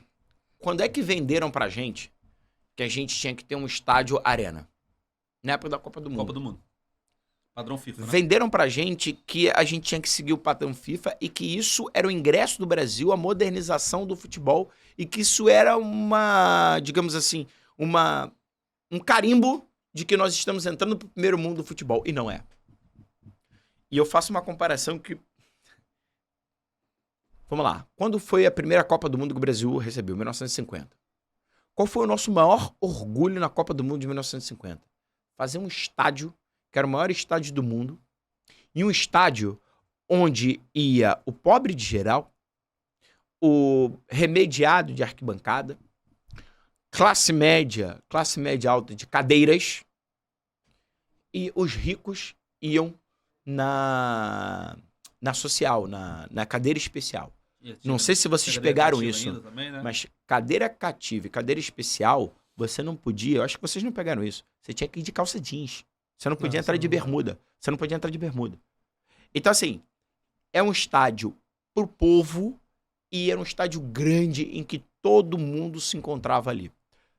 Aí, 64 anos depois, o que vai ser vendido pra gente é que a gente tem que ter arena. Que você tem que sentar numa cadeira acolchoada. E olha só, veja, o governo que estava no poder é o governo do PT, tá? Era o PT. O PT se aliando a esse discurso que exclui o povo. A primeira vez que eu entrei no Maracanã, privatizado, do jeito pela Odebrecht, eu chorei, cara. Falei, o que fizeram com o estádio? Os caras tiveram a pachorra de derrubar a Marquise, colocando um cara do governo Sérgio Cabral no IFAM para aprovar, mais uma vez, mais uma do Lúcio de Castro. Colocando um cara lá no IFAM para autorizar a derrubada da Marquise, alegando que a Marquise estava a perigo. Mentira! Sim. Eles destruíram o Maracanã em nome da modernização. E aí, eu sou contra isso. Agora, vamos lá. Eu sou contra a mercantilização do futebol? Não, porque é a mesma coisa que você contra a inteligência artificial, você é contra o computador, amigo. Contra isso aqui que a gente tá fazendo. Não adianta, não adianta. Não quero podcast porque eu quero ouvir o show do Antônio Carlos. Amigo, não adianta. O mundo... Sim. Eu acho que você pode fazer as duas coisas, que é a discussão que está tendo na Inglaterra hoje. Na Inglaterra hoje, os grandes estádios estão testando setores populares, sem cadeira, com um guardador de peito, para as pessoas ficarem em pé. O estádio novo do River, a reforma, né, do estádio novo do River fizeram. Sim. Foi nisso? Pra quê? Porque o estádio do River não pulsava. Não, como pulsava? Pulsava. Não tinha Sim. O que você pensa em Buenos Aires? Você pensa em Bombonera. Sim. Eles querem ter Aquilo, um estádio grande e que rivalize com a Bombonera. E que seja tão caldeirão como a Bombonera. Gente, meu sonho... Eu já fui a muito jogo lá fora. Meu sonho é ir na Muralha Amarela, que é a torcida do Borussia Dortmund. Sim. Só que é impossível. Eu já falei com vários alemães, você vai tentar, você não vai conseguir. É impossível. Que é só sócio? Porque é sócio, é aquele cara que vai sempre e o estádio fica lotado o ano jogo. inteiro. Mas como é que é o contexto social disso?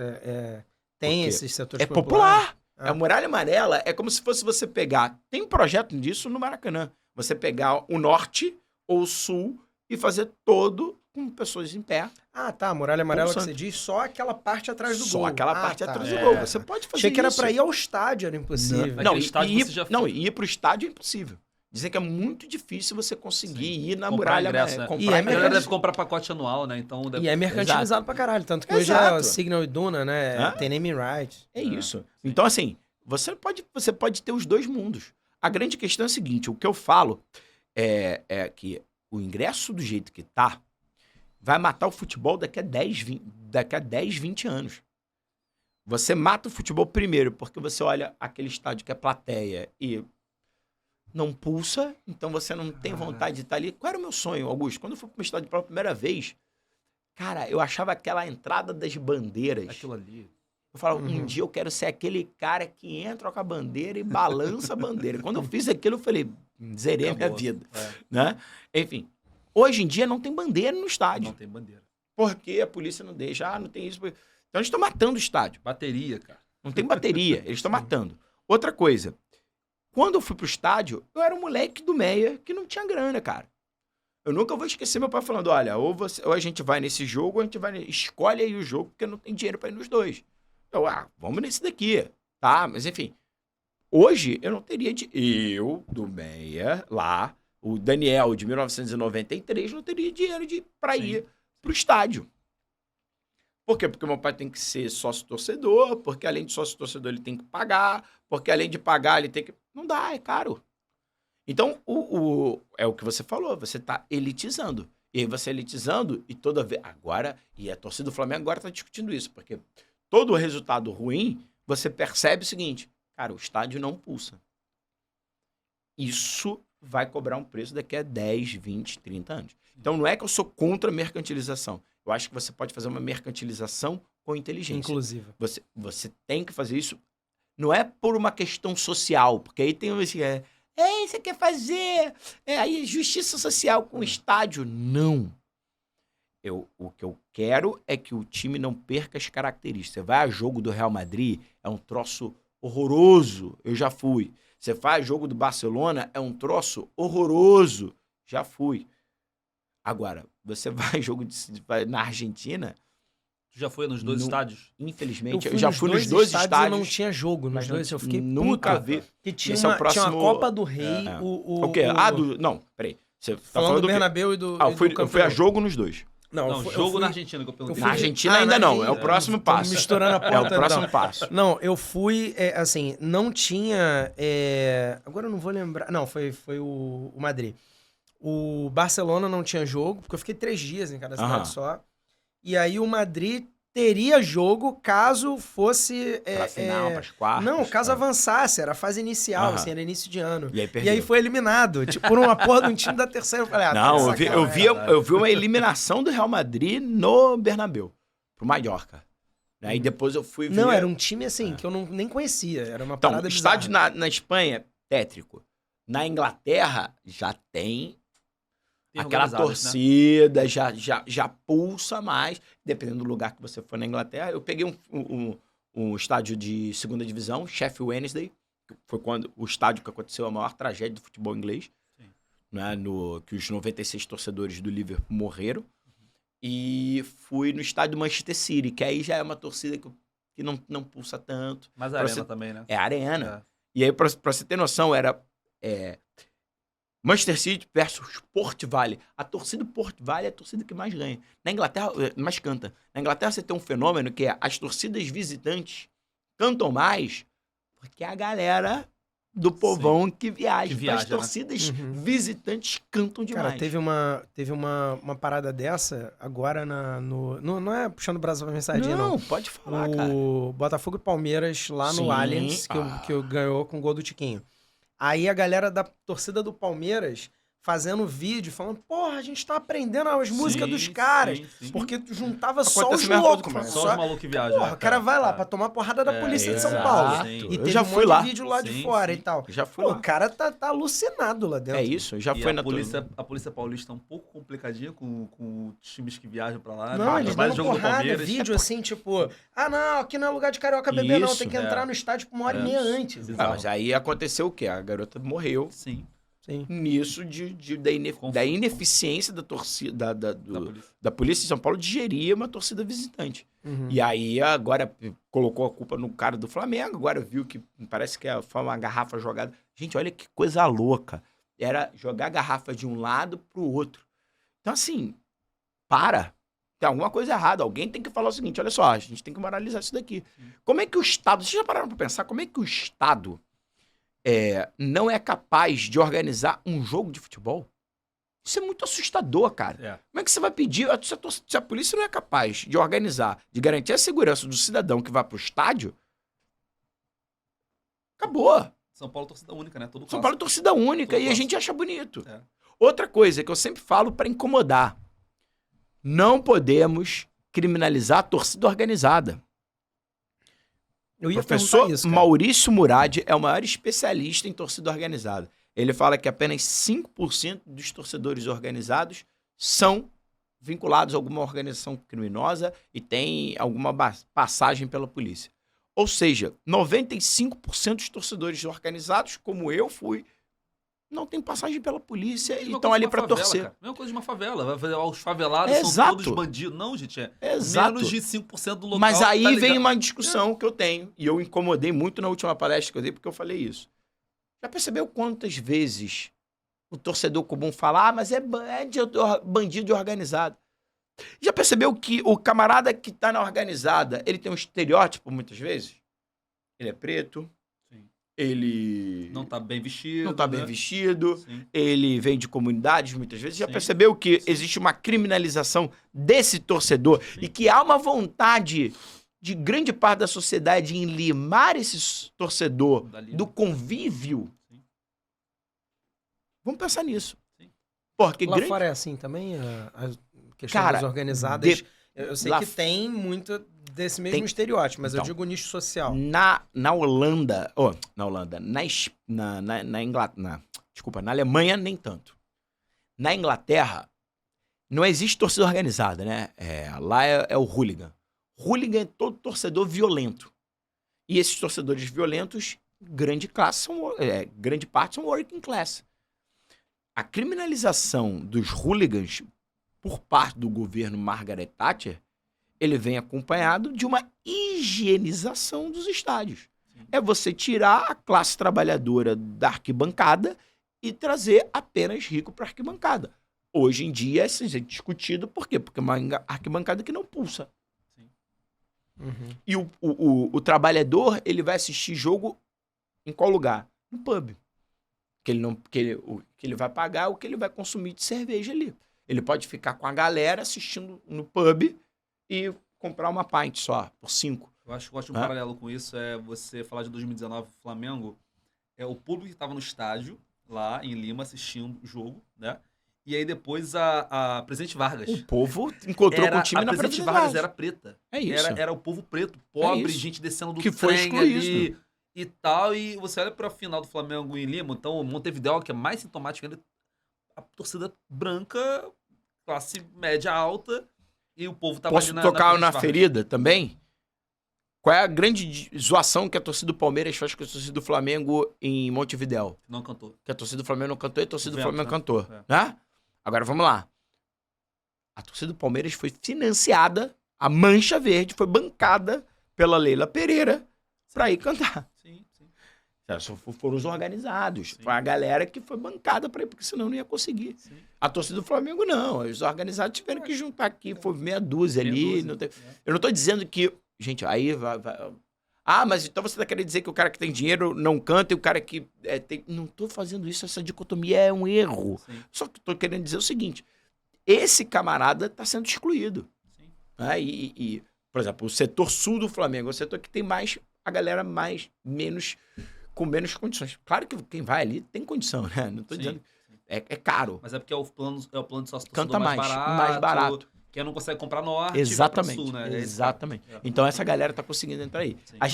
Eu acho que vale, depois, mais pra frente, a gente pode falar sobre torcida organizada. Isso é uma coisa que eu acho que a gente tem que falar. Quando as torcidas organizadas surgiram, o que gerou a violência das torcidas organizadas, como as torcidas organizadas estão hoje, isso daí é uma questão para se discutir bastante, porque torcida organizada e futebol, o futebol é um espelho da sociedade.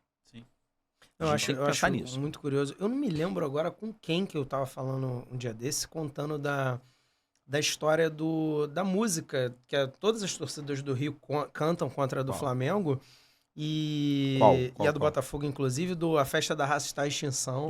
Vocês viram na televisão. Aí que fala que coitadinha da raça, a raça do Urubu tomou no cu. Tomou Tentou caju, zoar tomou caju, no Maraca legal e caiu na geral. Ninguém sabe o que é geral. Não, mas que é alusivo à caída. Ah, 92, a queda da arquibancada, arquibancada, que morreu É. gente. Sim. Então, assim, tem um lugar muito também do masculino tóxico, meio desumanizando questões. Caralho, a galera morreu, irmão. Daqui a pouco vai ter musiquinha dos meninos do Ninho, entendeu? Sim. Mas já Tipo tem. assim, eles têm... imagino. Nas redes sociais, então? Não, total. Então, assim, tem muito essa coisa do local de excesso de testosterona ali numa questão Mas que também tá de mudando. desumanização. Eu acho que também tá mudando isso, cara.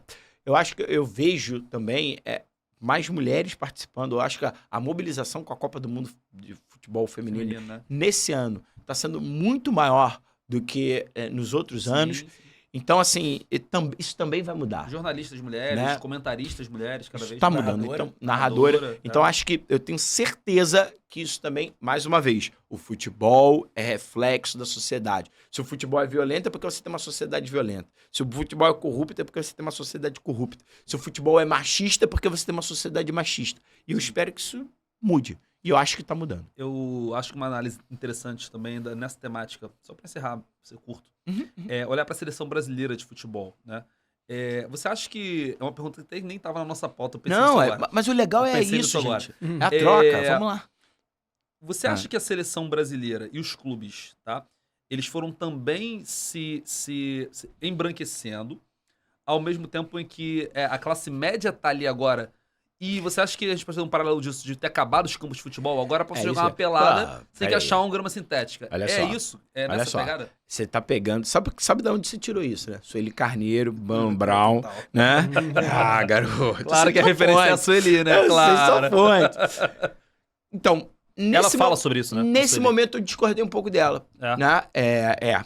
Porque, olha só, você tem uma situação que onde surgiam os jogadores de futebol? No campo De várzea. de várzea. E o campo de várzea tá acabando. Por quê? Porque você tem um processo nas grandes cidades que cada vez mais é o quê? O espaço Economização, urbano. né? O espaço urbano tá caro, você não Sim. consegue mais ter um garoto que vai surgir na várzea. Isso dificulta o acesso da classe mais pobre. Sim, esse é o primeiro ponto. Segundo ponto, vamos lá. Vamos pegar os dois grandes jogadores de futebol. Vamos pegar o Messi. Cara, o Messi surgiu em Córdoba, a família dele era pobre e o Barcelona pagou o tratamento para o Messi ficar grande e conseguir aguentar o tranco. Isso é caro. Então, pro jogador pobre, pro negro pobre, ele vai ter cada vez mais barreiras, seja o acesso ao campo, seja a questão dos alimentos e tudo mais. Isso tudo é barreira de exclusão. A exclusão, eu não estou dizendo que não tenha questão, mas não é questão apenas racial, mas também tem uma questão econômica. Muito, muito grande. Então, assim, por exemplo, você vai pegar as exceções, o Vinícius Júnior é uma exceção, aí ele estava lá... Mas ele era de uma escolinha do Flamengo, lá em São Gonçalo. Mas aí você pode ele dizer... teve uma oportunidade, né? Ele teve uma oportunidade. Sorte, né? Mas assim, né, ele teve uma oportunidade. Mas o que eu tô querendo dizer é o seguinte, pode ter um camarada, um negro, que, porra, consegue uma bolsa numa escolinha dessa, mas assim, tem o esquema das escolinhas, tem o esquema dos empresários que fazem a intermediação entre as escolinhas e os times. É muito mais difícil, a questão econômica, ela é muito importante, mas assim, eu não vejo tanto, assim, tem um embranquecimento dos times? Tem, claro que tem, por essas questões, mas eu não vejo uma coisa assim tão grande como o que ela fala. Eu não consigo, ainda não, tá? Ainda não. Só pra trazer, contextualizar, a Sueli Carneiro é uma ativista negra, líder do GL10, né? A gente já tinha mencionado ela muito aqui. Ela é uma... O episódio dela com Mano Brown é uma aula sobre o Brasil. É o melhor que eu já ouvi na vida. Eu nunca vou chegar perto dela.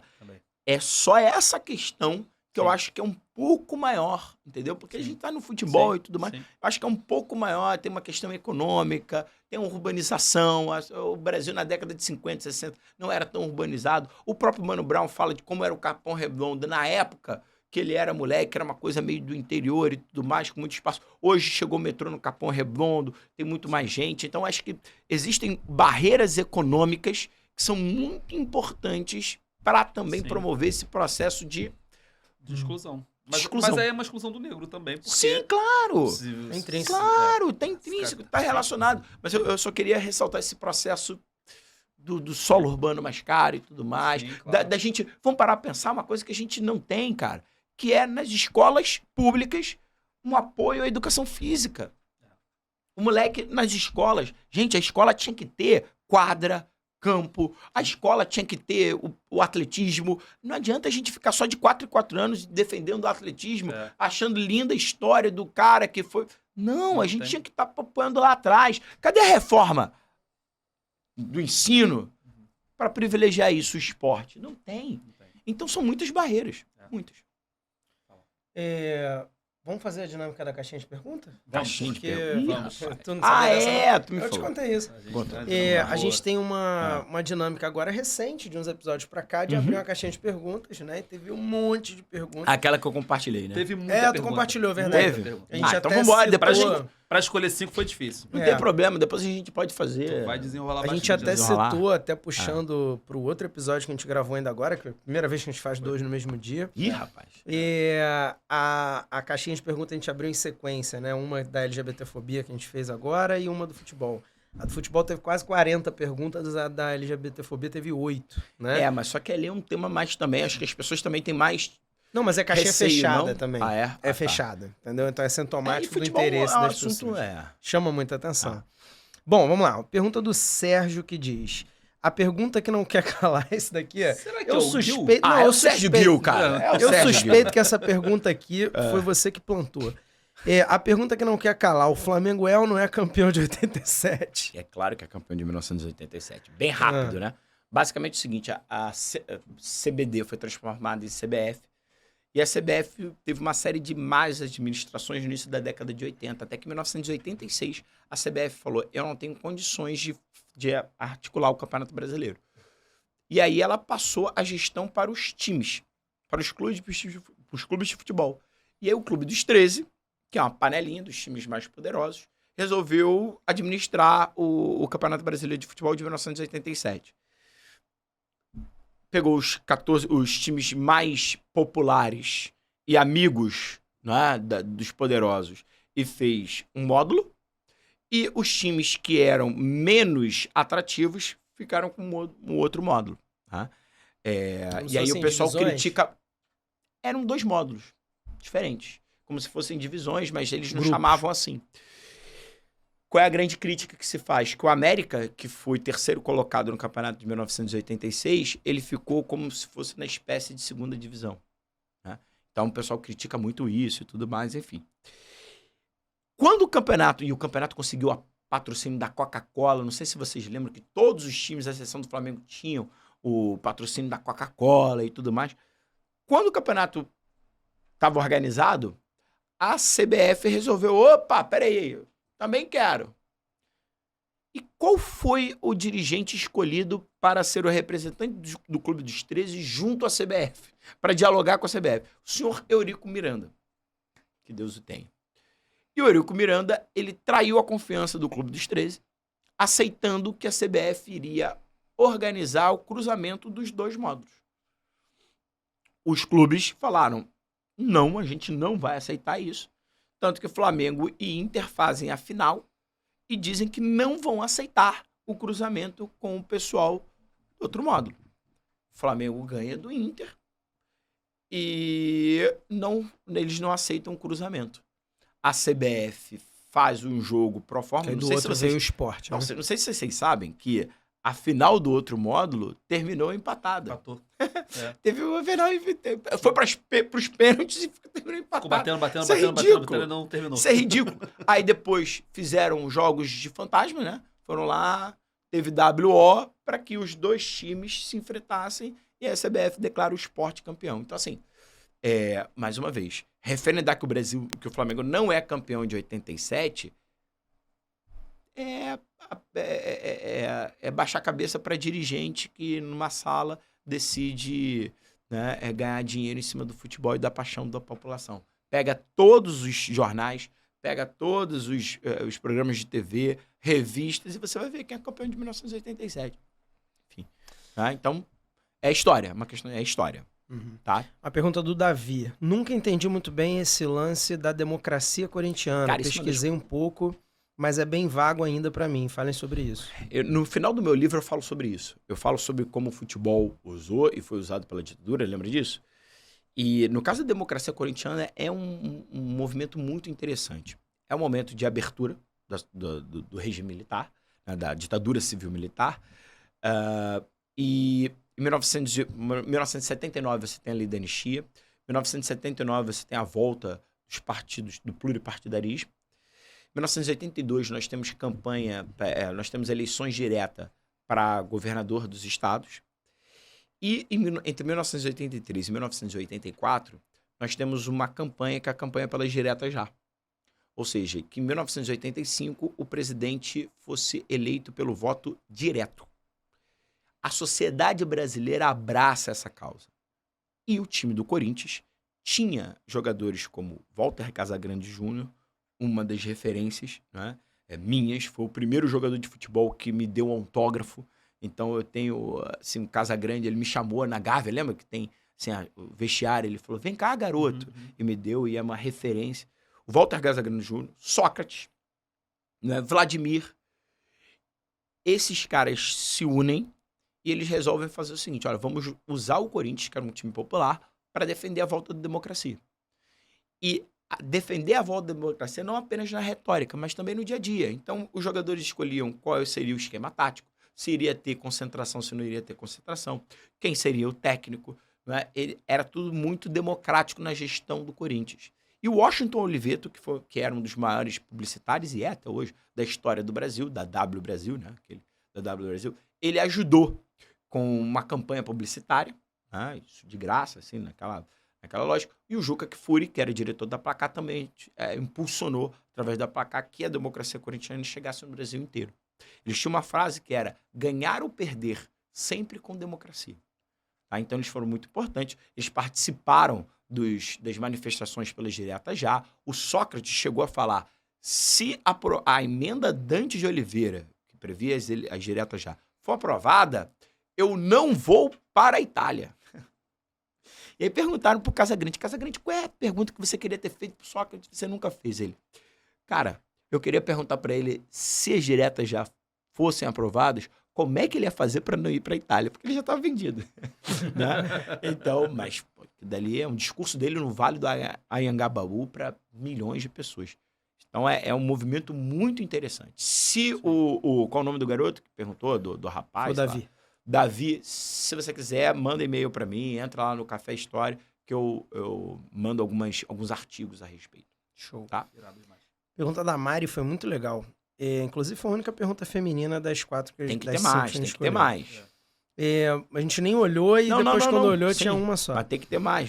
As meninas precisam participar mais. E cada vez estão participando, né? É muito interessante isso. Vai. A Mari mandou assim, muita loucura imaginar que o calendário da Copa de 22, do ano passado, né? 2022, favoreceu uma não reeleição do Bolsonaro pelo não uso da Copa como propaganda ou como balão de ensaio.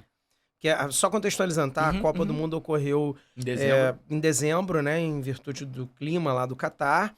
Então, normalmente, ano de Copa do Mundo é ano eleitoral de eleição da presidência.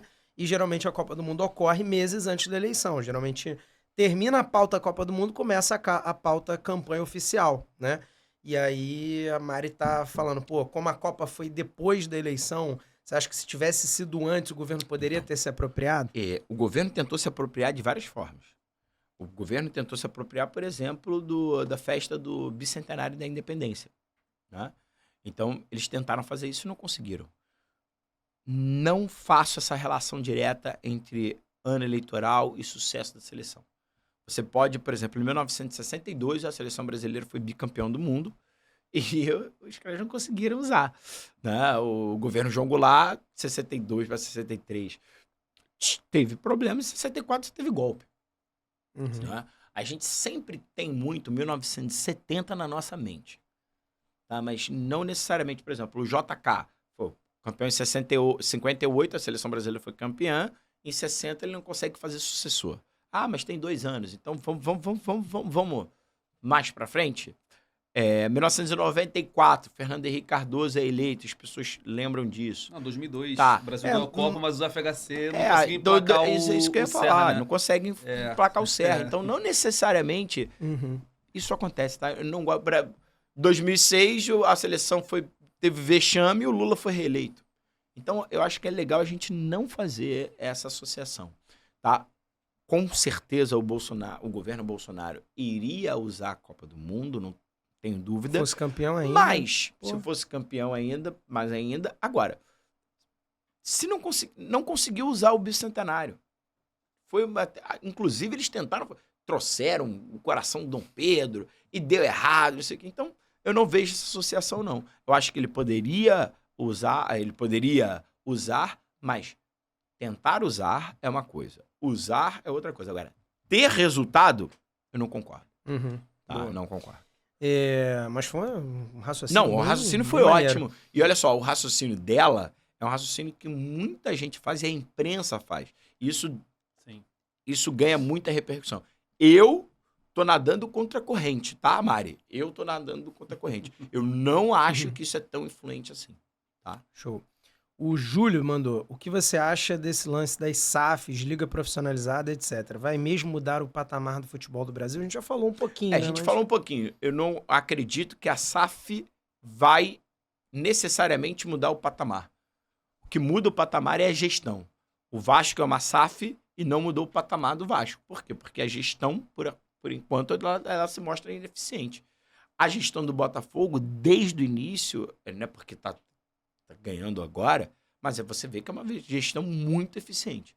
Então, mais do que SAF ou clube, não é tradicional, o que importa é a sua gestão. O Flamengo é um clube tradicional e, do ponto de vista econômico, do ponto de vista esportivo, é uma lástima. Depois a gente pode discutir isso.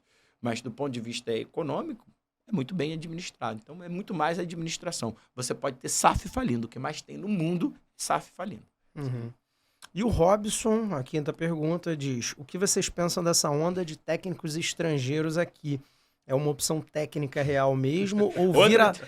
Ou vira latice nossa? Essa depois eu quero dar uma parte. Outra discussão. Então faz você uma parte. Não, manda ver, você primeiro. Não, cara, eu quero... Não, você quero primeiro, você primeiro. Convidado Então, primeiro. vamos lá. Eu acredito que o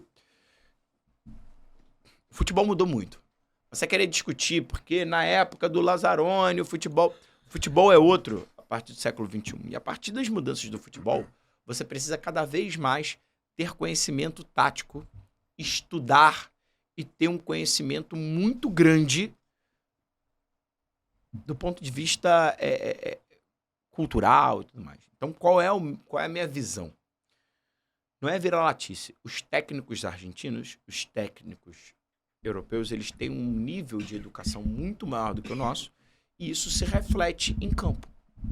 No estudo tático. No estudo tático. E o nosso problema é um problema educacional.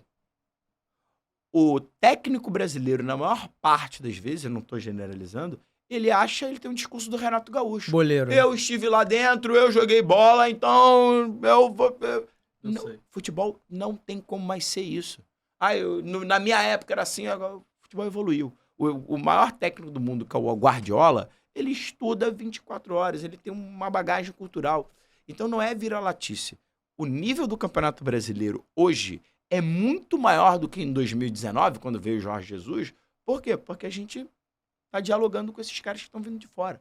Né? Então, assim, é inegável que esses técnicos que vêm de fora têm uma capacidade maior. E aí, cara, uma das coisas que mais a gente vê é a xenofobia. É a xenofobia que fica clara no discurso de alguns técnicos que, ao invés de aproveitar que os caras estão aqui para aprender, para estudar, para ver o que está acontecendo lá fora, o que está acontecendo aqui dentro, os caras simplesmente têm um discurso de que sai daqui, ele é estrangeiro, ele é isso, ele é aquilo. Então, assim, você tem a xenofobia. Você lembra, você é botafoguense, quando o Rueda veio treinar o Flamengo, que o Jair Ventura fez um discurso extremamente xenófobo. Onde é que está o Jair Ventura hoje? Outra coisa, por outro lado, você tem estrangeiros que vêm para cá, como o senhor Abel Ferreira, e tem um discurso de colonizador tentando ensinar o colonizado. Então, assim... O Castro fez muito isso. O Castro também fez muito isso. Então, ele assim, tinha a coisa meio progressista, claro, mas ele deslizava o tempo claro. todo. Então, Tudo assim, aí se metia a falar, não, porque a cultura do Brasil é assim, é Agora, assado. eu acho inegável você falar que... É só você ver. Quantos técnicos brasileiros nós temos atuando lá fora? É só aí, barreira da língua? Mas não, aí não. eles falam muito também na questão da xenofobia sobre isso e eu tendo a ficar em cima do muro. Não. Na xenofobia, ao contrário, que eu digo. A xenofobia não do nosso técnico contra o deles, mas do nosso penetrar determinados mercados. Eu sei que... Pois é, mas assim o argentino penetra, né? Exatamente. Aí, por isso O que eu fico em cima colombiano do muro, porque penetra. Eu acho que tem lá e cá. Sim. Pô, mas tem lá e cá olha um só, pouquinho. se o argentino penetra, o colombiano penetra, por que o brasileiro não consegue? Sendo que o futebol brasileiro é muito exaltado. Sendo que o futebol brasileiro... Você tem técnico brasileiro... Eles não falam isso quando eles iam pra China. quando eles iam pro Oriente Médio, Exatamente. quando eles iam pro Japão. Então, agora eu queria saber a sua opinião. Os técnicos argentinos, no geral, pelo menos se eu não estiver esquecendo alguém, eles são ex-boleiros também. Os de maior destaque, Sim, Simeone, aí vem uma discussão. Pois é, mas assim, o ex-boleiro argentino, ele tem uma bagagem... O boleiro argentino, ele tem uma bagagem cultural muito maior do que a nossa, né? Uhum. Sim. Vê o Maradona, né? A postura do Maradona, relação política... E o Maradona não tinha tanto. Mas você pega que o argentino médio, ele tem uma visão mais... a educação lá, e aí o IDH, né? Isso se reflete também em questão de ler, em questão de correr atrás. Acho que isso que é a grande questão. A grande questão é você ter condições técnicas de correr atrás para conseguir trazer o que tem de melhor para cá. Só um detalhezinho dentro disso. Acho engraçado o brasileiro querendo sacanear a Argentina, falar, Argentina, eu vou sair daqui com R$200 e vou comprar Buenos Aires e tal. Isso é uma outra coisa que a gente pode falar muito, né? Que a educação na Argentina é muito mais avançada que a nossa. Em várias coisas. IDH, cara. E IDH, o IDH não é o único. É, vamos lá. sim. O IDH não é o único óbvio. ponto pra gente medir. Sim. Porém, contudo, todavia, Sim, tem coisa ali que a gente pode É. tirar. Mas qual é a sua opinião? Não, Eu eu queria queria saber. falar, tô alinhado contigo, acho que essa parte social, eu acho que tem uma questão também ao contrário, né, do nível social, IDH, etc., do jogador brasileiro no geral, especialmente pela preferência a técnicos portugueses ou no máximo de língua espanhola, né? As pessoas perguntam, mas por que Portugal? Porque isso é uma coisa meio colonial. Então eu falo, não, calma, o português fala português, ele fala português esquisito pra nós, mas ele fala português. Você vai trazer um cara francês, um cara inglês, Sim. porra, pra cá, ele vai ter que ficar com o tradutor do lado o tempo inteiro. Eu nunca entendi na minha cabeça como que o cara vai treinar um time cheio de chineses, árabes, Mas japoneses o Zico e tal. fez isso na Turquia. Não, fez, mas eu nunca entendi como que dá certo, né? Porque Sim. sem você ter o tete-a-tete diário. Então, acho que o fato de serem portugueses ou, no máximo, latinos, língua espanhola, é por causa disso. E uma coisa que eu não tinha reparado, mas me chamou muita atenção, o nível de idade dos técnicos brasileiros de maior destaque é muito mais avançado. Porque claramente você não está tendo uma renovação de safra. Você tem um ou outro cara mais novo e tal, não sei o quê, mas assim, você vai pegar, o Filipão, com quase 80 anos, sair da aposentadoria para assumir a terceira, quarta folha do futebol brasileiro. Mas aí posso falar o que é? Sintomático. Posso falar o que é? Nossos dirigentes são péssimos, ninguém conhece nada de futebol. Nossos dirigentes não têm planejamento. Então eles vão atrás do Filipão, eles vão atrás da grife Filipão e da grife Vanderlei Luxemburgo para se defender. Porque você critica o Filipão e critica não eles. O planejamento de futebol é péssimo. A gente começa de dirigentes que não entendem de futebol. Uhum. E assim, ganhou, fica. Perdeu, Vaza. sai. Então essa é a grande questão.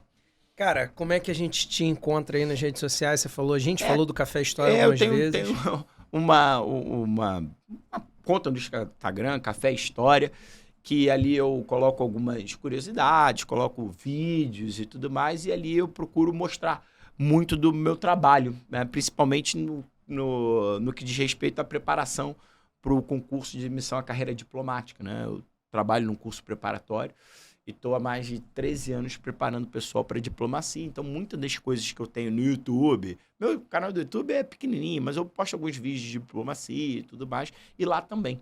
Então, eu uso o Café História também para dar vazão a uma coisa que eu sempre quis fazer, que era viajar e gravar alguns vídeos e tudo mais sobre... você tá, por exemplo, eu estava lá... coisa de 3 dias atrás, no lugar onde aconteceu o massacre de Boston, no dia 5 de março de 1770. Por que não gravar um vídeo ali? Já deu spoiler do próximo conteúdo do Café Vai História. vir aí. Então, isso, cara, o Aloysio tinha apontado isso. Mostra que você também tem muito dinheiro pra viajar. Eu trabalho no mesmo lugar que você, rapaz. E gravar o vídeo em loco. A gente achando o cara que alugar... gravou o vídeo na Bastilha. Tá de sacanagem. Pô, brincadeira. E a gente achando que alugar estúdio era caro. Ele viu mesmo, eu quero ver na Bastilha mesmo, é verdade. Eu stalkeei você, eu vejo suas redes sociais. Te sigo, pô. E a gente achando que alugar estúdio era caro. Exatamente. Também é caro. Cara, Queridos, muito obrigado. Agradecer o cara, claro. primeiro, pô. Tamo Muito junto. obrigado. Quando vocês quiserem, Palavras finais, tamo aí. algum recado Não, final? quando vocês A quiserem, gente poderia tamo aí. ficar aqui umas 3 horas falando sobre Foi esse muito assunto. legal, né, falar de alguns assuntos. Tem muito tema aí que a gente levantou e a gente não conseguiu aprofundar muito, mas o legal é que vocês corram atrás também, né? Tem coisa aqui que eu tenho que ser criticado, eles têm que ser criticados. Sim, claro. E daqui a gente continua debatendo. Né? A ideia é essa. Vai por aí. Então, senhores, um prazer inenarrável estar hoje aqui.